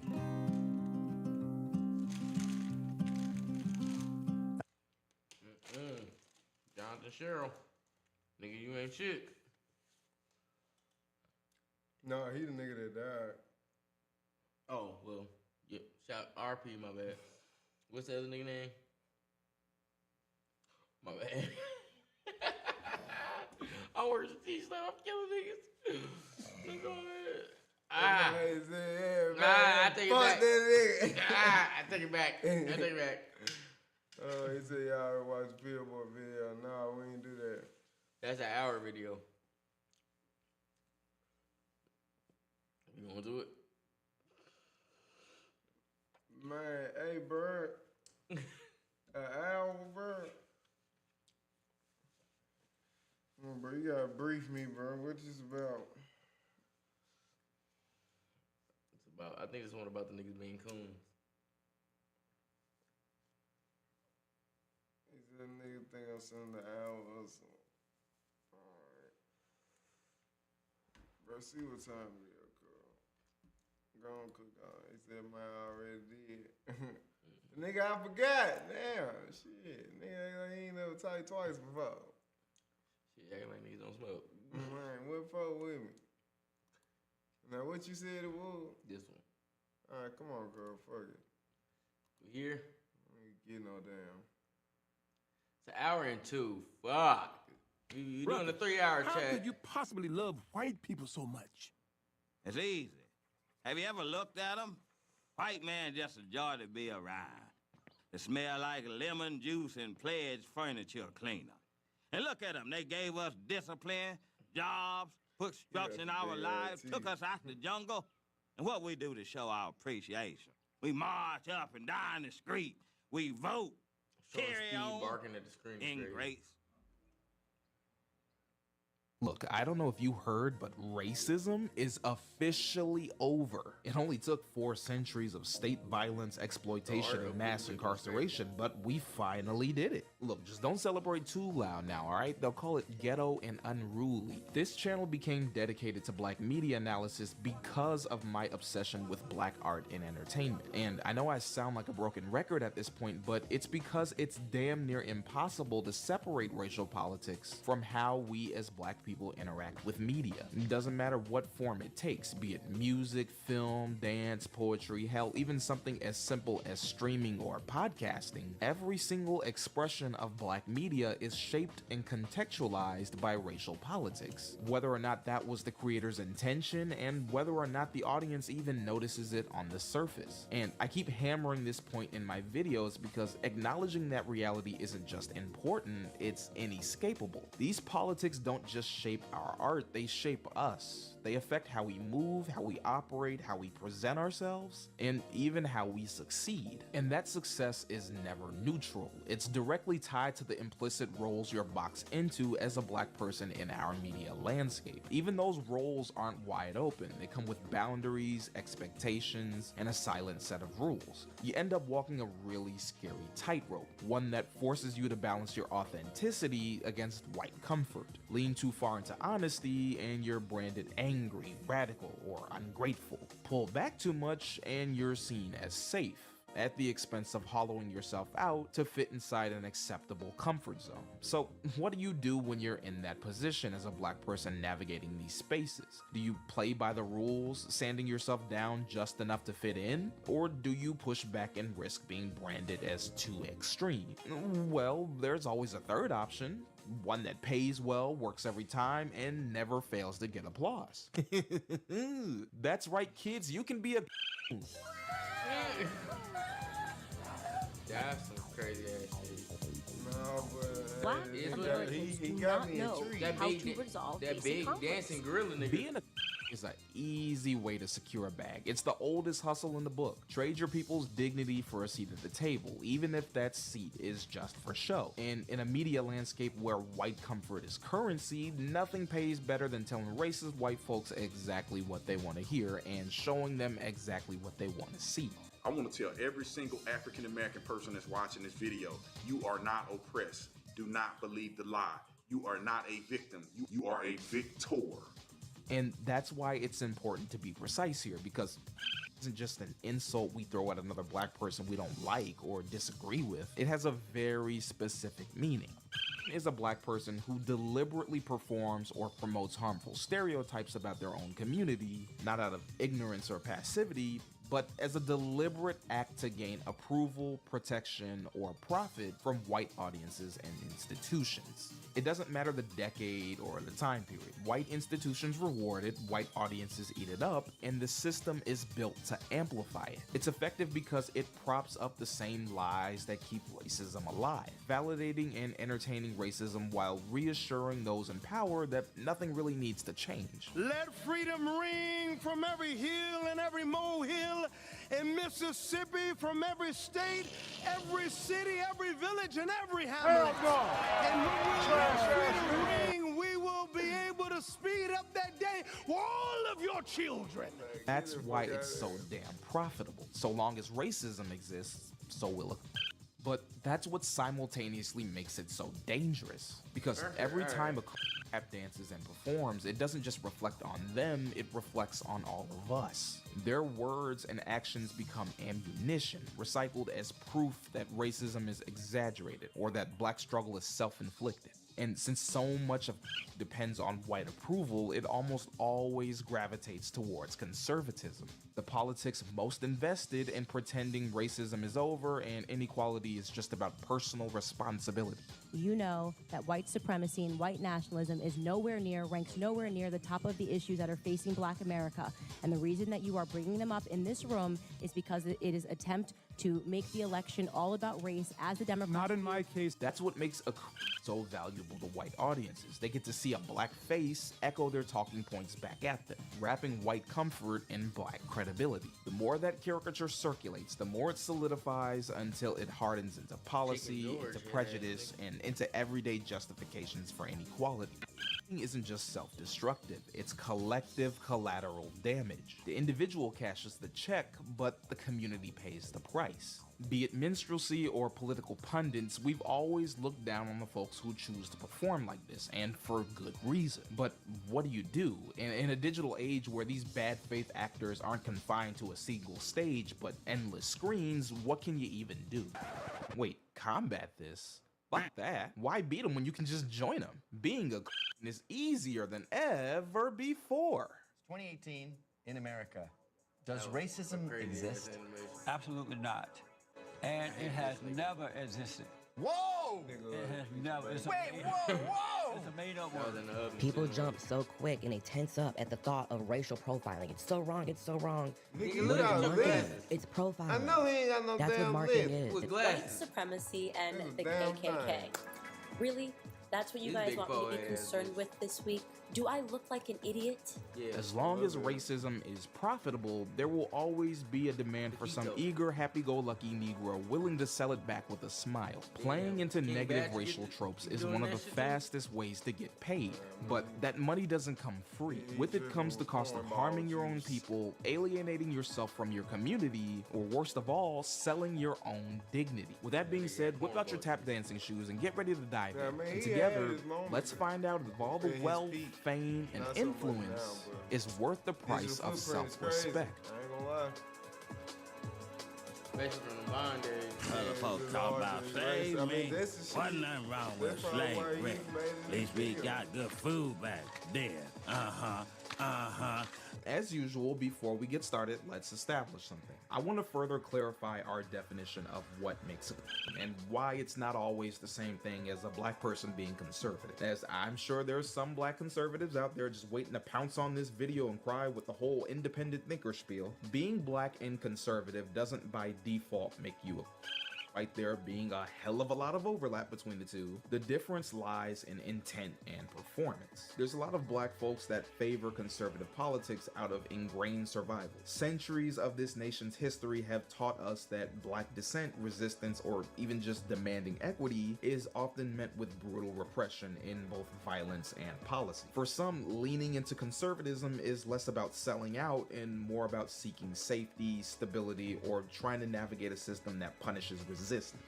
Mind you, this logic is still extremely counterproductive and harmful. There isn't any reputable data that shows that conservative policies benefit black Americans economically or socially on any mass scale. It just denotes how some of it can still come from a place of good faith. But a deliberately performs or promotes harmful narratives about their own people, not because they believe it in good faith, but because it buys them approval, protection, or profit from white audiences and institutions. They're not just conservative, they're performers. They're actively putting on a show, embodying roles that serve oppressive systems while personally benefiting them. No, it all boils down to their intent and performance. It's deliberate, it's a show, it reinforces racist myths, and most importantly, it's transactional. The individual trades dignity and community for validation and reward. That's not survival. That's a spineless, shameless spectacle. A spectacle that, as we're about to see, has no universal form. To kick us off, we're gonna dive into the main archetypes that like to perform, exploring not just how and why they're so lucrative, but how they ultimately do nothing more than benefit white supremacy at the end of the day. Looking to cash in your dignity for a few coins and a milkshake? Want to make white folks laugh and hate you at the same time? Don't worry, I've got just the right pair of white gloves for you. Enough is enough, and that's what I've had a abundance of. I like this nigga. Every has a role to play, a mask that makes them profitable and entertaining the white audiences. And while there are many variations, the two most consistent archetypes are the jester and the knight. Different masks, same purpose. Whether they clown or crusade, both archetypes ultimately serve the same role, and that's reassuring white audiences that racism is either laughable or non-existent. First, we have the jester, the oldest and most recognizable archetype of the entertainer who survives by making a spectacle of themselves, often at the expense of their own people. At its root, the jester is a performer who embodies and exaggerates racist caricatures so that white audiences can laugh, feel at ease, and avoid confronting the realities of black life. And this figure isn't new. It stretches back to the minstrel shows of the early 19th century, where white performers would don blackface and prance around the stage mocking blackness, painting it as ignorant, lazy, and buffoonish. You know, a real staple of American culture. White folks just couldn't get enough of this shit. I don't know, it was like the 19th century version of Friends. Around the 1830s, we get Thomas Daddy Rice, who popularizes his character Jim Crow, a shuffling, grinning, broken English caricature of a rural black man. A caricature Rice himself loosely based on a disabled slave he had once seen. The caricature would soon become a symbol for black inferiority, so powerful and popular that the name itself would later be used to brand an entire system of segregation. But alongside Jim Crow, you also had Zip Coon, only this one was based on a city living dandy. While Jim Crow was a lazy, sloppy buffoon, Zip Coon was a ridiculous fraud. He was overdressed, misused big words, and worst of all, thought of himself as equal to white people. The joke was that no matter how hard he tried, he could never rise above his place. These two became the blueprint of the jester. You now have a role where a black figure exists only to reassure white audiences that blackness is inherently laughable, inferior, and unserious. From the very beginning, the jester wasn't just about entertainment, it was about control. Eventually, black performers themselves are pushed into these roles, forced to mock their own people just to gain access to stages otherwise closed to them. The costume changes with the decades, but the script remains the same. You see the Jester morph into Hollywood, on the big screen with Stephen Fetchit and Willie Best. What's your name? Fine, bro. Here's something to worry about. If you white, what you mean? They won't hurt us because we slaves. They fighting for us. But if you white and southern, then you the enemy. Oh, don't pay him no mind. Come on, children, get in there and hide. On radio with Amos and Andy, and even in variety shows with Rochester Anderson. Kingfish, you mean to say that you is an actual doctor? Well, I ain't been blabbing it around, but I've been taking a correspondence course in doctoring. He's the funny black friend, the clownish entertainer, the loudmouth comic relief who eases racial tension with jokes and dance moves. Different eras, different packaging, but the function never changes. Blackness was safe only when it was a punchline. Black people are tolerated as long as they keep the jokes coming and never demand too much seriousness. Today, the Jester thrives in the digital era. TikTok, YouTube, Instagram, entire careers are built around parroting black culture for white clicks. Sometimes he leans into exaggerated AAVE or quote-unquote hood stereotypes for laughs. Other times he positions himself as the safe black person who it's okay to make racist jokes around. You want an N-word pass? Don't worry, he'll give you one. The league, what is he gonna do? He gonna pass the league off all the... Yo, come on, boy. Bo Ray, don't give a fuck.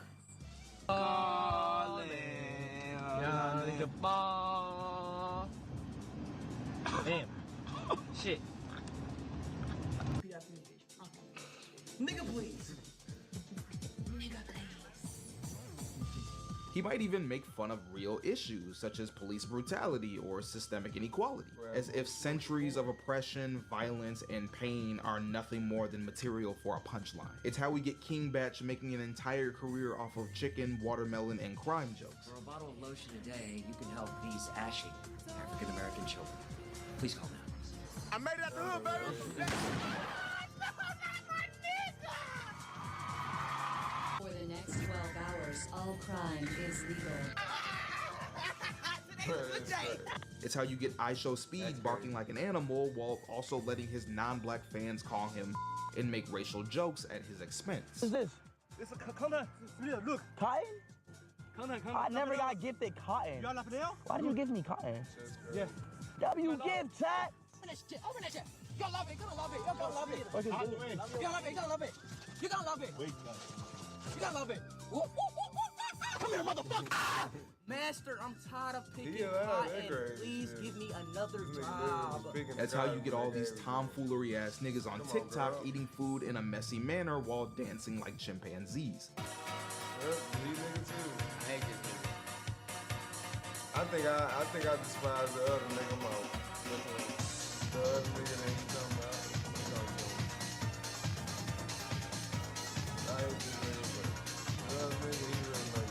Hell, this nigga is literally calling himself the Groovin' Gorilla. You cannot get any more on the nose than this. It doesn't matter the variant or the medium. In every form, the Jester's job is to turn blackness into a spectacle. He makes racism easier to consume because it's coated in laughter. And that is why he works. The Jester works because he makes racism feel good. He doesn't challenge the audience, he comforts them. Instead of forcing white American audiences to face the ugly reality of racism and systemic inequality, the Jester flips those realities into comedy. Pain becomes parody, suffering becomes slapstick. The cruelty of anti-blackness is softened, wrapped in laughter, and handed back as entertainment. The audience can consume stereotypes without guilt because, at the end of the day, it's all just a joke. But just a joke is exactly what makes it powerful. Laughter disarms. When racism comes dressed as comedy, it doesn't feel like hate, it feels like permission. You're not laughing at black people, you're laughing with them. You get a pass. Hell, after all, the black guy telling you the joke wants you to laugh. White audiences can laugh at caricatures of blackness without guilt because humor provides cover. And that thin veil of irony makes the Jester effective, turning mockery into entertainment and entertainment into normalization. But the Jester is only one side of the coin. We then have the Knight. While one is an entertainer, the other is an enforcer. Unlike the Jester, the Knight doesn't play for laugh, instead aligning themselves with whiteness and defending the very systems that harm their own people. They're the moral enforcer, preaching discipline, respectability, and obedience. If the Jester reassures white audiences that blackness is laughable, the Knight reassures them that the real problem isn't racism, it's other black people and their culture. Just as minstrelsy created the blueprint for the Jester, the Knight was born from slavery itself. On the plantation, you had slaves that were elevated above others, not out of kindness or merit, but as a tool of control, being rewarded with scraps of comfort for loyalty and used to police other enslaved people. You begin to see the earliest form of the Knight, a black figure whose very survival depended on protecting the master's interests. After emancipation, this role transforms. White elites paraded formerly enslaved people who praised their masters as benevolent, framing bondage as a civilizing institution. For example, pro-slavery writers like John B. Gordon and James Henry Hammond eagerly published quote-unquote testimonies from freedmen claiming slavery had been a blessing. You also had figures of black colonization movements like John B. Russwurm and William Hannibal Thomas, who assured whites that black freedom meant separation, not equality. And on the more extreme end, you had physicians like Samuel A. Cartwright, who promoted pseudoscience like drapetomania, the idea that a slave wanting to be free is a form of mental illness. He relied on black collaborators to validate his false claims about black laziness and inferiority. Those early versions of the Knights were nothing more than useful props. They told white audiences exactly what they wanted to hear, that racial hierarchy was natural, just, and even divinely ordained. By the time we get to the 20th century, the Knight evolves into the voice of respectability politics. You see it in figures like Bill Cosby and Shelby Steele, who, while groundbreaking in some ways, also doubled as the poster child for middle-class assimilation, embodying the idea that accepting black humanity depended on proper dress, diction, and morality. In politics, you get Clarence Thomas and Thomas Sowell, two uncles whose influence came not from serving black communities, but from reassuring white conservatives. Thomas used the Supreme Court to gut civil rights protections under the guise of colorblindness, while Sowell built a career downplaying racism and blaming inequality on black culture and behavior. And in popular media, you often see the Knight as a direct foil to the Jester, the serious preacher, the disciplinarian father figure, the bootstrap philosopher who scolds poor black people while ignoring the systemic barriers stacked against them.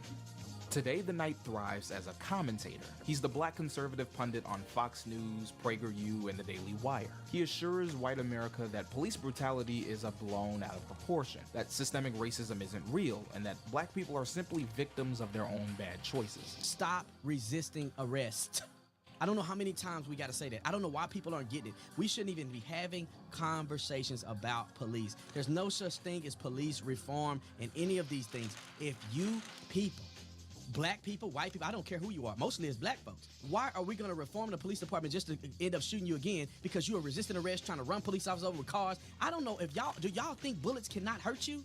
Is there a big problem with police brutality and black people? No, there's not. Not from my point of view. He's the YouTube grifter lecturing about quote-unquote black fatigue and how ghetto blacks are gonna get us all killed. These black people are really struggling, and they're turning into these maniacs. It seems like they don't do anything right. They're obnoxious, they're rude, they're inconsiderate, aggressive, cruel. I mean, I don't think he said anything racist. He didn't denigrate. He said, this is why people feel that way. He just described the other race of people. He did not describe, he described just not black people. I mean, I think there is a big difference. I think that I've met a lot of black people and I've met a lot of niggas. He's even the LinkedIn-style black excellence influencer preaching that systemic racism can be conquered with enough hustle and positivity. Doesn't matter what he wears, it can be a suit or a hoodie. The performance is the same. The Knight positions himself as proof that black success is possible if you just follow the rules, and if you don't, well, that's your fault. His job isn't to liberate his people, it's to discipline them on behalf of the system. The Knight works because he cloaks anti-blackness in dignity. Where the Jester weaponizes laughter, the Knight weaponizes morality. He doesn't need to make white audiences laugh, he makes them feel righteous. By wagging his finger at black communities, he reassures white America that inequality isn't structural, it's personal. Racism doesn't have to be confronted because the Knight insists the real problem is us. And that's the trick. He allows racism to hide in plain sight. If the Jester tells white audiences, you're not racist, it's just a joke, then the Knight tells them, you're not racist. That Kevin Hart shit. You're right. Every inequality becomes a morality tale. Prisons are full not because of over-policing, but because black men lack quote-unquote values. Schools fail not because of gutted funding, but because black parents don't care enough. Poverty isn't the product of wage theft or housing discrimination, it's just laziness. The Knight takes systemic violence and translates it into individual failings, making oppression look earned and deserved. Now, these two types of may seem like polar opposites, but both the Jester and the Knight serve the same court. They divide the work of maintaining the racial order. The Jester turns injustice into entertainment, making it easier to laugh at than confront. The Knight takes the same injustice and recasts it as a moral failing, assuring audiences that inequality is the product of bad choices, not bad systems. Together, they work in tandem, softening the blow and then justifying it. One minute you laugh, next minute you're nodding your head in agreement. And this duality survives because it's profitable and useful. Media platforms, corporations, and political institutions reward content that either entertains without threatening power or dignifies inequality as discipline. That's why the Jester thrives in viral clips and comedy routines, while the Knight is elevated in op-eds, think tanks, and news commentary. Both are monetized, both are incentivized, and both are rewarded precisely because they stabilize the racial order rather than challenge it. The impact is real. That distortion of public perception shapes policy. When the Jester normalizes brutality and the Knight reframes systemic barriers as personal failings, the result is paralysis. No need to reform and no appetite for justice. In practice, this translates into underfunded schools, harsher policing, and the erosion of civil rights, all justified by the story that black suffering is either laughable or deserved. In the end, it's just like we said earlier, two sides of the same coin. One makes oppression palatable, the other makes it principled. Neither disrupt the system. And until the structures that reward these performances are dismantled, both will keep tap dancing to the bank. But identifying only take you so far. Let's say you see the harm, damage, and destruction this causes, and none of that phases you. In fact, you see how lucrative it is and want to make some money off of it. Well, you morally bankrupt motherfucker, I have just the news for you. This next section is going to teach you exactly how to sell your soul. I'm going to teach you step by step how to cook. What's up, guys, and welcome back to the only channel brave enough to talk about real issues in the black community. Today we're gonna react to More Sexy Red. Now, I know we've talked about her in 14 different videos already, but the views, oh baby, the views let me know you guys haven't had enough.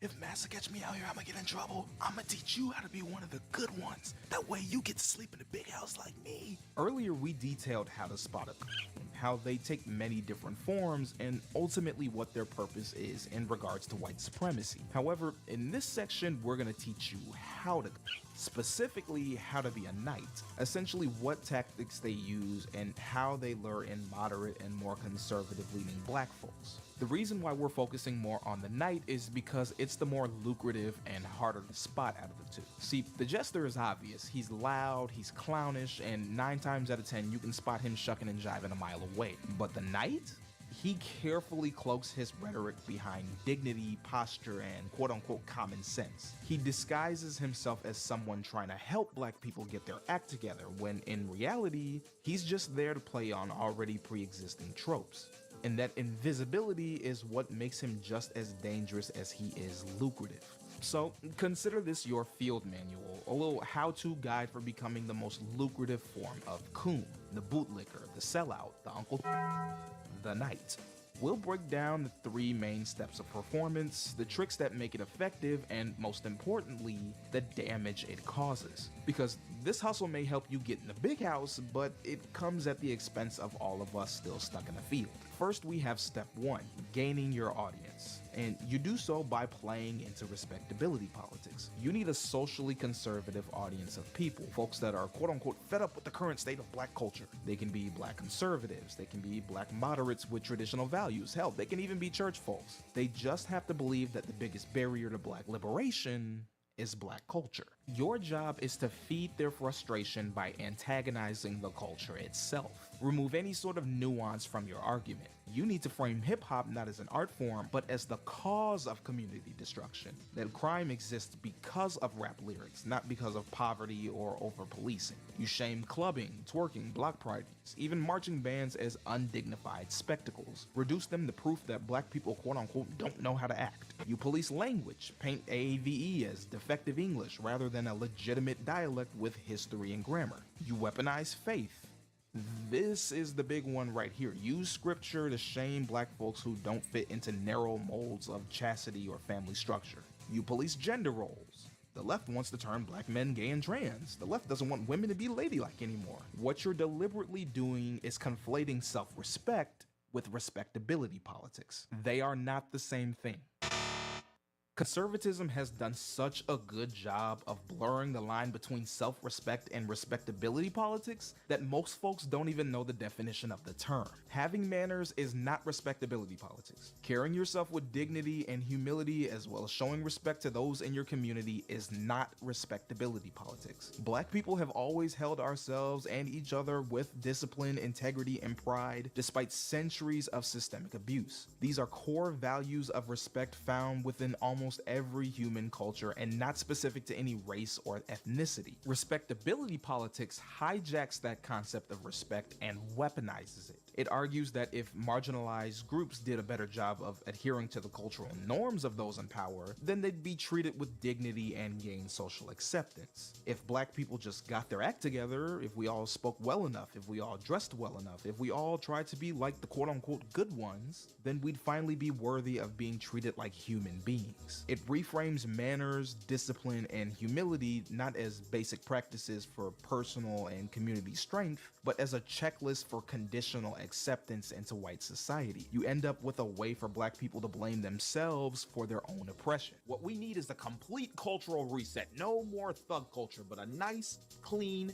pure culture. One that our freedmen ancestors would have wanted. If we don't give them a reason to be racist, then they won't be racist. The sad part is, those that adhere to respectability politics never ended up seeing how futile it is. You can dress the part, speak the part, and live your whole life trying to be the quote-unquote good one, but no matter how carefully you perform, it doesn't grant immunity from racism. History has shown us again and again, educated black people, wealthy black people, church-going black people, hell, even literal children, all have faced the same violence, the same exclusion, the same suspicion, the same hatred, regardless of how well behaved they are. MLK and Malcolm X were literally murdered in suits. It didn't save them. It didn't save the residents of Tulsa. It didn't save Amantic Bradford Jr. It didn't save Philando Castile. It didn't save Elijah McClain. It didn't save Atiana Jefferson. It didn't save Botham Jean. It didn't save Henry Louis Gates Jr. It didn't save Christian Cooper. It didn't save Tamir Rice. It didn't save Sandra Bland. It didn't save Patrick Lyoya. It didn't save Jamel Robertson. It didn't save John Crawford III. It didn't save Ralph Yarl. It didn't save Keith Lamont Scott. It didn't save Corey Jones. It didn't save the Charleston 9. It didn't save the Buffalo 13. It didn't save Ayanna Stanley Jones. It didn't save Sean Bell.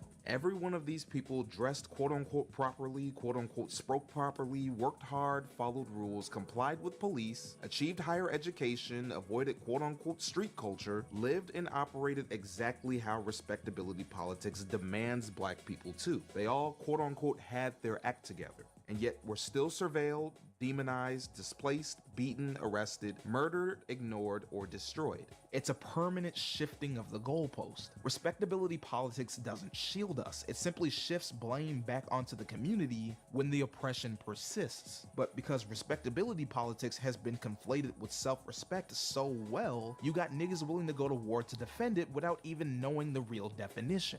So you're just telling me we should let these folks act like buffoons? We should just let this degeneracy exist? You can't tell me it doesn't make us all look bad. bad, not realizing that this logic right here is the problem. Nobody here is arguing against discipline, integrity, or accountability within our communities, or holding members accountable when they disrespect others. There's countless times where we've called out disrespectful, degenerate shit, especially when it disrespects our ancestors.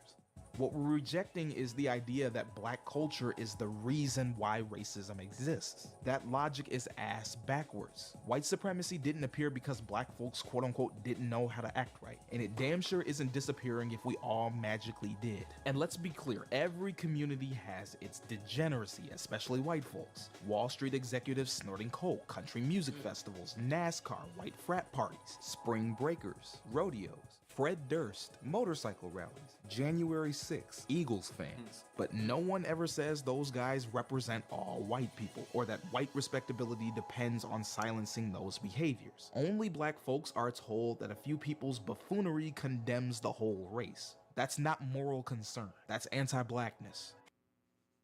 No, literally, though.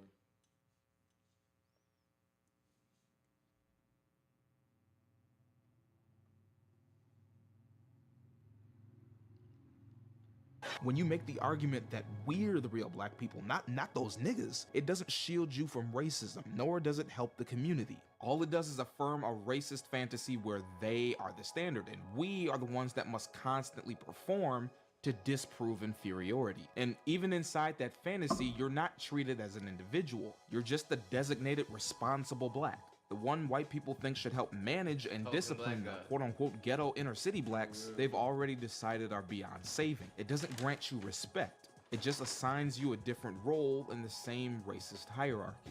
You not liking Sexy Red is one thing. You thinking she's tacky or trashy or vulgar, cool, that's fine. You have every right not to like her. But the minute you start blaming folks like Sexy Red as the reason why we can't get ahead, that's some shit. That's crazy. They put it all on one person. This is what's destroying our people. Not crime bills, not redlining, not mass incarceration.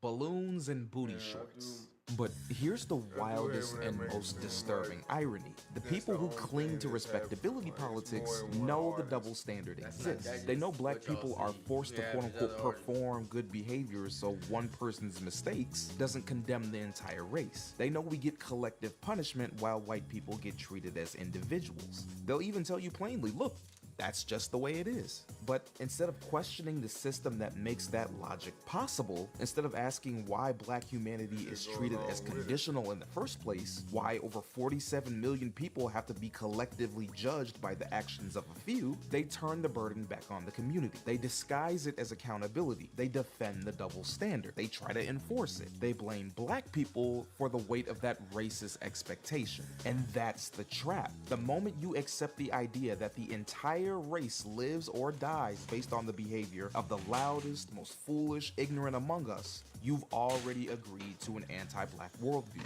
You're no longer challenging racism, you're helping enforce its rules. Respectability politics doesn't fight the system, it just tries to bargain with it. It tells us the world is anti-black, so let's contort ourselves into whatever shape offends whiteness the least, even though that shape has never protected a single black life. If we don't give them a reason to be racist, then they won't be racist. Step one is simple. Play into respectability politics using your platform to police other black people. You become the mouthpiece for white supremacy, repackaging its talking points in a quote-unquote community concern wrapper. Instead of challenging the system that dehumanizes us, you redirect the blame onto your own people, saying the problem isn't centuries of racism ingrained into policy and thought, it's how we carry ourselves. Regurgitate this junk, and the audience will come to you. However, that leaves us with step two, preaching the gospel of personal responsibility. Once you've secured your socially conservative audience, the next move is to hammer home the idea that every problem black people face is a result of personal failure. Forget redlining, forget mass incarceration, housing, and medical discrimination. None of that exists in this framework. Instead, it's always about laziness, bad choices, and moral weakness.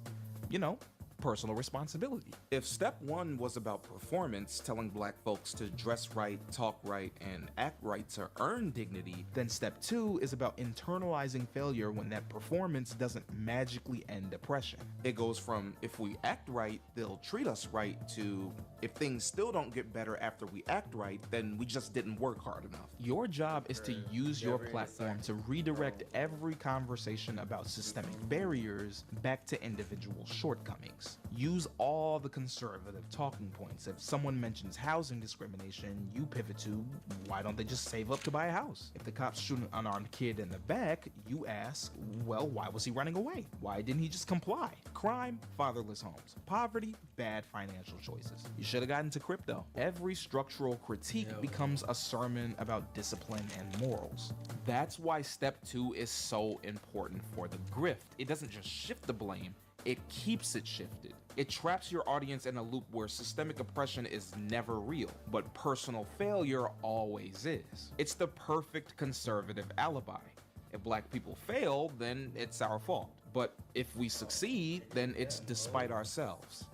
Look, I don't want to hear about racism or history or systemic barriers. That's a victim mentality. It's time to stop blaming everyone else but ourselves for our lives and our actions. I damn sure can't help what someone does to me, but I control 110% of how I move forward. White man this, racism that, enough. I promise you, the second you start focusing on yourself, your goals, your dreams, tunnel vision, and move forward, the faster life will progress for you and the happier you will become. This is where you perfect the art of anecdote over evidence. I grew up poor and made it, so why can't they? Despite data and evidence showing that all the systemic barriers still remain, black home ownership has barely moved in decades, despite wages increasing. Exclusionary zoning and land use laws still gatekeep black access, and black people still hold a disproportionately tiny share of institutional wealth and ownership across all industries. Don't worry though, a good chunk of your audience isn't really looking for stats or proof to begin with. You elevate bootstrap fairy tales as proof that inequality isn't structural, it's cultural. The genius of this step is that it reframes oppression as self-inflicted, absolving institutions of any sort of responsibility. It tells your audience that racism isn't systemic, it's just a glitch in black communities. And that's exactly the damage these talking points cause. It takes centuries of structural sabotage, predatory policing, discriminatory lending, underfunded schools, and reduces it to a matter of willpower. For black communities, you're hit with a double burden, literally. In 1903, black American sociologist W.E.B. Du Bois proposed the idea of double consciousness. As a black person, you're forced to navigate the world twice over, once through your own lived reality, and once through the gaze of a society that pathologizes your very existence. Respectability politics and the gospel of personal responsibility sharpen that double vision into a wound. Not only do you have to survive the realities of discrimination, but you're also told it's your own fault when those barriers stop you from advancing. The effect is absolutely disgusting. It erases history, isolates individuals, and weaponizes shame as a political tool. Worse, it gives the institutions a free pass. If poverty is reduced to just quote-unquote bad choices, then governments, banks, schools, and corporations never have to answer for the systemic violence they enact. But that's your role as a bootlicker, as a knight, as a... It's your job to ensure that these talking points never stay isolated in white conservative spaces, but circulate back into black communities as quote-unquote common sense. You become the courier of white supremacy dressed up in the language of tough love. Your platform becomes less about empowerment and more about enforcement, making sure that whenever structural critique arises, it gets drowned out by lectures on hustle, morality, and self-discipline. In this way, you don't just echo the system, you fortify it. We now move on to the third and final step, the one that everyone wants: platforming outrage and cashing out. Once you've amassed an audience of conservatives and gained their attention, you have to keep them hooked, and that's by feeding them non-stop outrage. Your digital platform becomes a stage show. Every tweet, reaction video, commentary, or Fox News appearance is designed to mock, scold, or call out black communities in ways that your audience finds entertaining and engaging. Police shoot another unarmed black kid? That's not tragedy, that's content. New rap song goes viral? Hell, you found some body cam footage or some random TikTok? That's your chance to rant about quote-unquote degeneracy and quote-unquote fatherless homes. You don't even need to believe it. The outrage machine doesn't care. All it requires is consistency. Social media isn't neutral. It's designed to amplify the loudest, most polarizing takes because outrage keeps people scrolling. Anger is addictive, and every platform has figured out that controversy is the most reliable fuel for engagement. The more rage you induce, the more visibility you get. The more visibility you get, the more your audience grows. And the bigger your audience, the bigger your paycheck. But the danger of this sensationalist slop is that it doesn't just stay online. It seeps into how entire communities are perceived. When algorithms reward these hollow, solutionless critiques of quote-unquote ghetto culture, broken families, or violent youth, those images become the shorthand for blackness in the wider public imagination. Politicians cite them to justify harsher policing. Employers use them as excuses not to hire. Teachers absorb them as biases against their own students. And worst of all, they drown out the real diversity, complexity, and humanity of Black life. The spectacle of outrage becomes the dominant story, a loop of shame and scolding that reduces millions of people to the worst stereotypes for clicks and profits. What looks like content is actually cultural warfare, and every time it goes viral, it tightens the grip of white supremacy under the guise of quote-unquote honest critique. But at the end of the day, that's the whole point of a clip. If they see a Black voice saying these things, it doesn't just confirm their biases, it sanctifies it. Suddenly, racist talking points don't look racist anymore. They look like truth because they're being delivered by someone who looks like the people being attacked. This is why media platforms love trotting these figures out. A Fox News panel on crime doesn't hit the same without a Black commentator ready to scold their own community. A conservative op-ed about culture carries more weight when it's being penned by someone Black. Even liberal outlets will platform these voices under the guise of quote-unquote balance, letting their audience consume stereotypes without guilt. The cycle is complete. Your outrage content feeds algorithms grow your audience makes you marketable to media outlets, and those outlets recycle your rhetoric into policy debates. In the end, your face becomes the mask white supremacy wears when it wants to speak with a Black voice. However, if you've already made it this far to step 3, none of that should matter to you. You've already won. It's now time to cash out and enjoy the fruits of your labor. You've built a brand, secured media appearances, signed book deals, maybe even landed a podcast or a think tank fellowship. The damage to your community is irrelevant because the incentives don't reward care, they reward consistency. So what? Other Black folks might call you a who cares? You got paid at the end of the day. They didn't. You put in the work to get to where you are, and that work definitely paid off. You made a career deliberately spreading harmful, inaccurate narratives about your own people for the sake of white approval and dollars, and did a damn good job of it. But there's still one unresolved question, one that we asked at the very beginning of this video. Was any of this worth it? Was the platform, the paycheck, the fleeting applause of an audience that never truly wanted you worth the price of your self-respect? Because here's the truth, a seat at the table is never guaranteed. And even if you do manage to secure one, don't fool yourself, you're not getting served. You're the entertainment, you're the prop, you're the proof they point to so they don't have to change. That's the real cost of clowning, and it's a bill that always comes due. But let's actually explore this. What happens to a when massa no longer needs them to serve them? Do we welcome them back with open arms after spending their entire career spreading harm? Even better, what about the rest of us? Or not, how do we navigate the trap of needing to play into white sensibilities without ending up like these clowns? Enough tap dancing. Time to take the shoes off. Oh no, this can't be. It says I'm 102% African with a 2% margin of error. Why, Lord? Why, Lord? Why?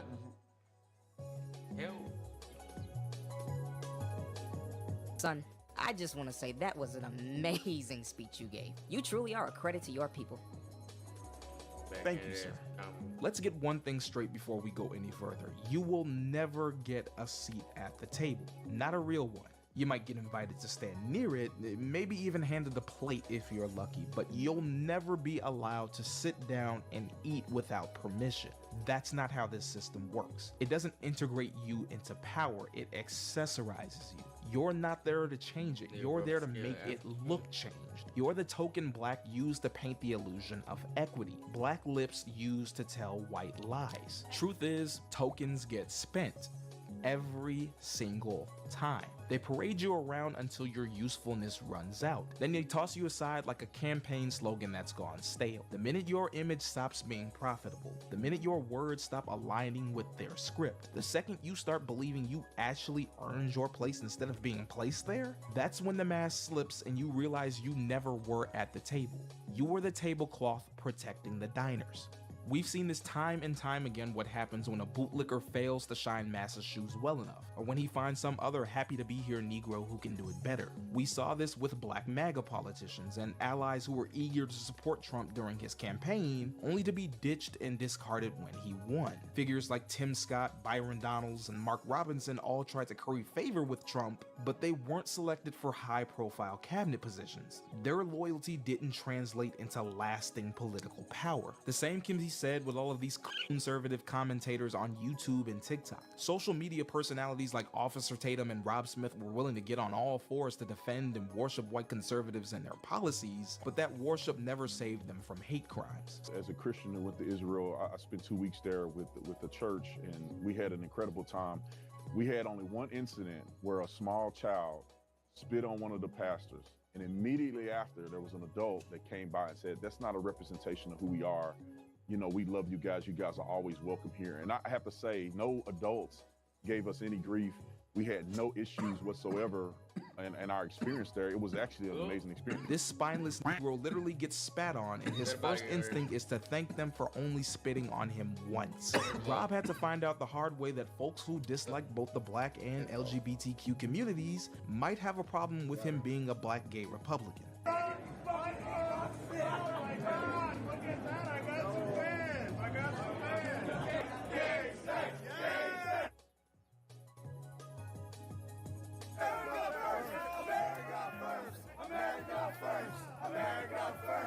I was in Phoenix, Arizona for an event called America Fest, which is held by Turning Point USA. I went to this event because I saw that a lot of other conservative influencers would be there. And I had no idea that it was going to be infested with these people. I had no idea the leopards would eat my face. Imagine spending years kissing ass just to get hate crimed at a rally. And then there's the queen of conservative tokenism herself, Candace Owens. For years, she served as the Daily Wire's black mouthpiece, their go-to for packaging bigotry as quote-unquote common sense. As long as she stuck to the script, she was golden. But the minute she went off script, the minute she called out the Israeli state for committing a genocide, she too saw how much a spent token was really worth: unemployment. Her usefulness expired and lost her job at the Daily Wire. Their black mouthpiece no longer was singing the right notes. Crazy part is, she didn't even learn her lesson. A few weeks ago, she gave a heartfelt tribute to her dear friend Charlie Kirk. I genuinely believe she was one of the closest friends and colleagues that this hateful piece of shit had, which makes it even funnier when she didn't get invited to speak at his memorial. But you know what she did get used for? To prove that he wasn't racist because he had black friends. And don't think you can just rebrand and get welcomed back in with open arms by the very community you spent years disrespecting. It's not that easy. And before any of you start caterwauling, I thought you were supposed to be pro-black. Yes, that doesn't apply to independent thinkers. So much for the tolerant left. Let's get one thing straight, Mr. Independent Thinker. No community is obligated to embrace you after you built an entire career profiting off of lies that made their lives harder. You had no problem demonizing struggling families, mocking victims of police violence, or gaslighting your own people on national TV. You weren't thinking independently, you were selling your integrity for engagement. And now when the checks stop coming in and your handlers move on, you want grace from the same folks you told to pull themselves up by their bootstraps? Hell no. That's called consequences. What you need to do is work harder and take some personal accountability. Then maybe we'll let you back in. But what if you're not that far gone? What if you're not some morally bankrupt opportunist, and instead just a regular person with some conservative leanings? This is for the black moderates, the socially conservative black folks, the churchgoers, the we just need to do better crowd. The ones who might not be but are standing close enough to this rhetoric to sometimes fall for it when it's dressed up in pretty words. I get it, you want order, stability, and safety in our communities. We all do. You're tired of the chaos, the economic instability, the communal violence that at times can feel inescapable, the constant feeling like we're fighting uphill battles that never end. But I need you to understand, conservatism has never been the answer. It has never, in almost the 300 years of this nation's existence, once improved the material conditions of black people. Not once. Not during abolition, not during Reconstruction, not during Jim Crow, not during the war on drugs.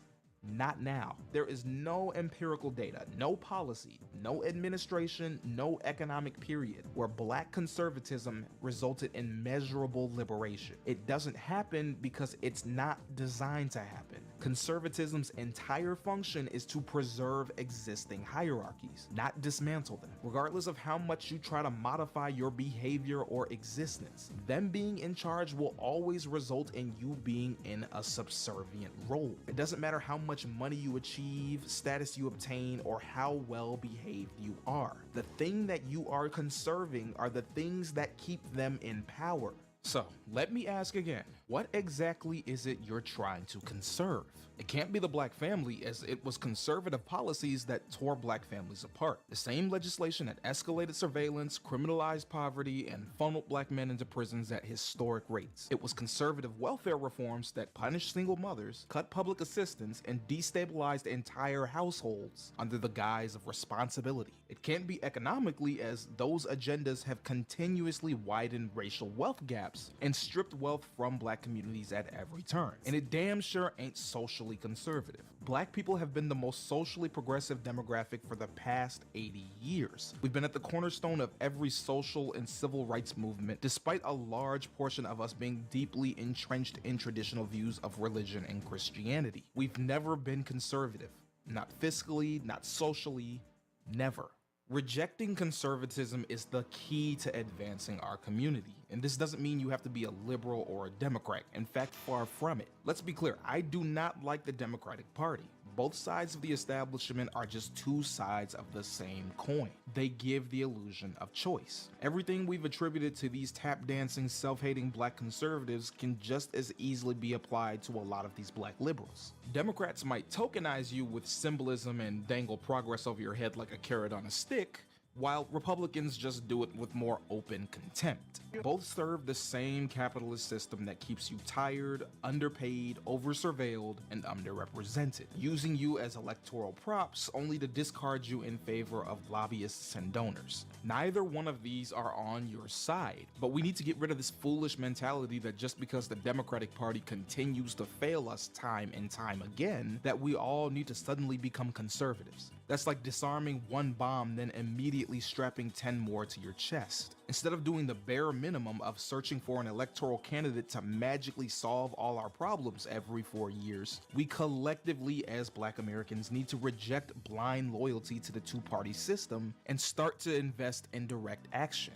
Usually on every video, I have people who try to leave these gotcha comments. Actually, Pillboy, you missed something. You forgot to explain this. Only for me to address and explain it later in the video. They don't want to sit and watch the entire video before getting their rocks off in the comments, which is usually why I get bullshit comments like, no solutions? So you're just complaining but providing no solutions? Well, this is for you. The only way to meaningfully improve the lives of Black Americans is by changing the system shaping our lives, that being capitalism, the same system that depends on inequality and scarcity to function. The quote-unquote cultural problems that people like to blame, behavior, choices, norms, are just reflections of larger structural forces, and every time you interrupt them, when resources are decommodified, when communities gain ownership, when public services are fully funded, these so-called cultural problems disappear right along with the conditions that produce them. And this is not some theory, we have decades of data to back this up. Let's start with crime.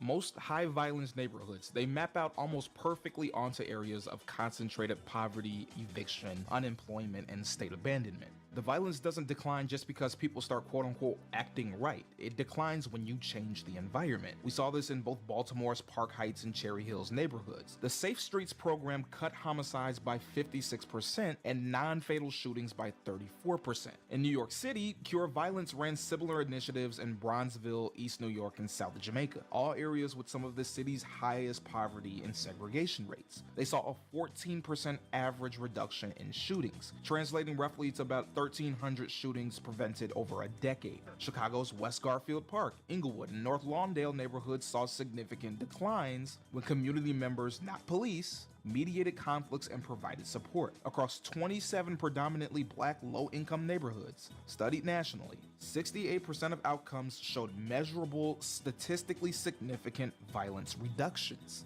These programs didn't just preach morality, they directly addressed poverty, trauma, and instability. Outreach workers connected high-risk young men to paid transitional jobs, GED programs, rental assistance, and emergency cash support. They provided on-call crisis counseling, responding to shootings to prevent retaliation. They walked families through trauma responses at neighborhood clinics. They gave risk residents access to stable, long-term employment, as well as resources to treatment. And as a result, the violence dropped. When violence decreases and stability increases, you start to see it affect education. Not because kids gain better values, but because their environment stops punishing them for being poor. Take Cincinnati's West End, Evanston, and Avondale neighborhoods, for example. When schools shifted to the community schools model, they didn't lecture students about responsibility, they removed the barriers that made a healthy learning environment impossible. Schools became resource hubs, free meals, healthcare, dental care, trauma counseling, attendance support, social workers, transportation help, after-school programs, arts programs, family resource centers. The results were immediate. Graduation rates jumped from 51% to 88%. Absenteeism fell, and behavioral issues collapsed. Why? Not because the culture magically changed or because kids didn't want to be like rappers anymore, but because the conditions did. New York City saw the same pattern across Harlem, South Bronx, Bronzeville, and Central Brooklyn. Community schools produced a 24% drop in chronic absenteeism, a 10% increase in credit accumulation, and sharp declines in suspensions. Oakland Unified told the same story in East Oakland and Fruitvale. Restorative justice addressed behavioral treatment, not punishment.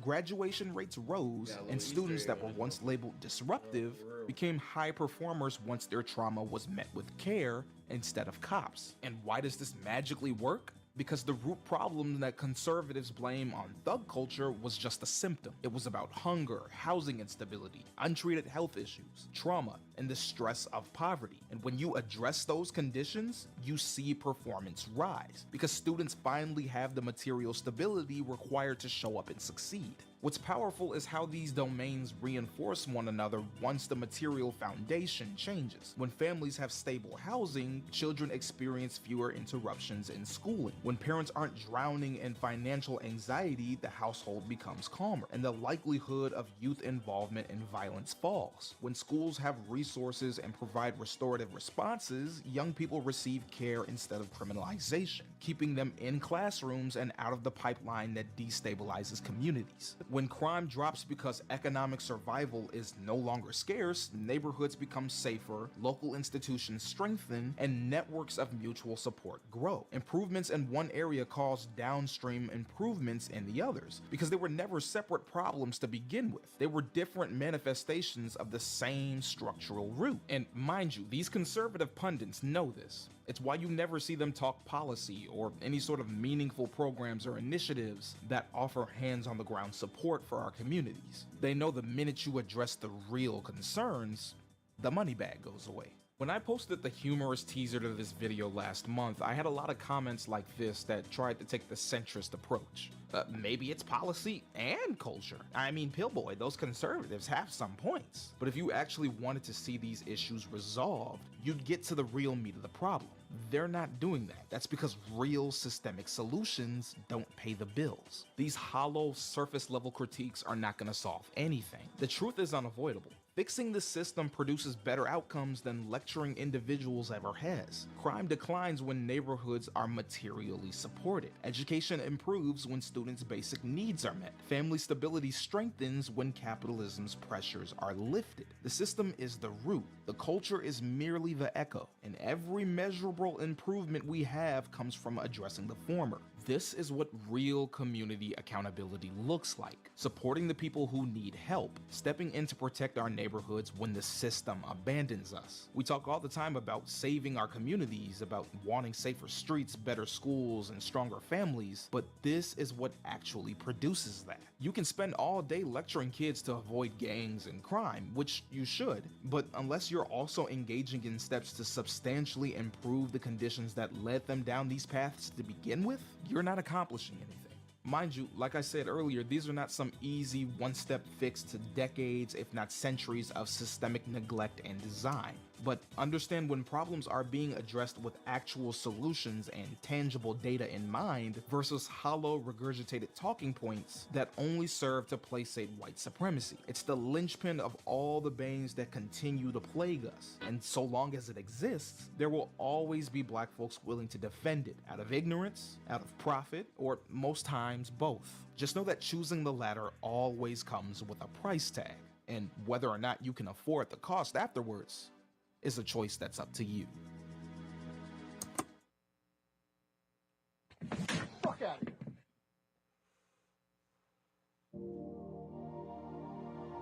As I bled to death, as my very life oozed out of me, all I could think of was something the great Negro James Baldwin had written. What the fuck? People pay for what they do, and still more for what they have allowed themselves to become.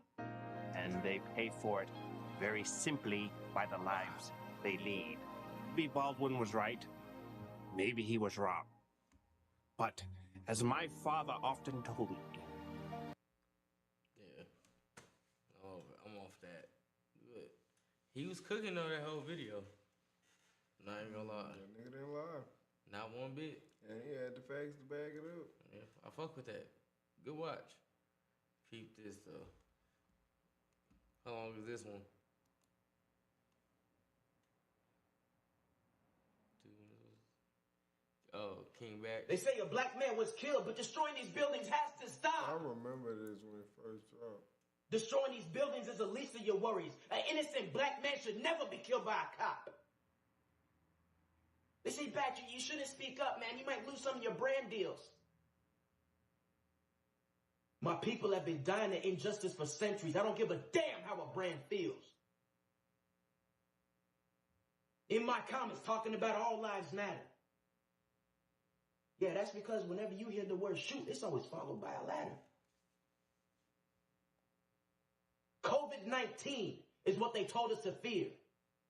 19 years is what a Minnesota cop called a career. Yeah, that's how many years he was on the force before he killed George Floyd with no remorse. Put his knee on his neck without a worry or care while big man Floyd was gasping for air. Did he write this shit or is he freestyle? That's what I don't know. These cops go through life with care and ease. Too much rhyme for me. While one of my brothers pleads, This shit sound I like can't Chirac. breathe. You seen that movie? Which one? Chirac. Yep. This what he Quick to sound do like. the whoa and dance savage on TikTok. This shit's weird as fuck. But I've been looking at Slap your the shit out post. of You've been that motherfucker. silent, so kick rocks. You want people to think that you're active and woke? Put your money where your mouth is. Go out and vote. Tired of living life on a hope and a prayer. You want to make real change? Vote a good mayor. Man, is that long after These this innocent shit names wash off. have been turned into hashtags and the deaths we could avoid. Say it loud. I'm black and I'm proud. Rest in peace, George Floyd.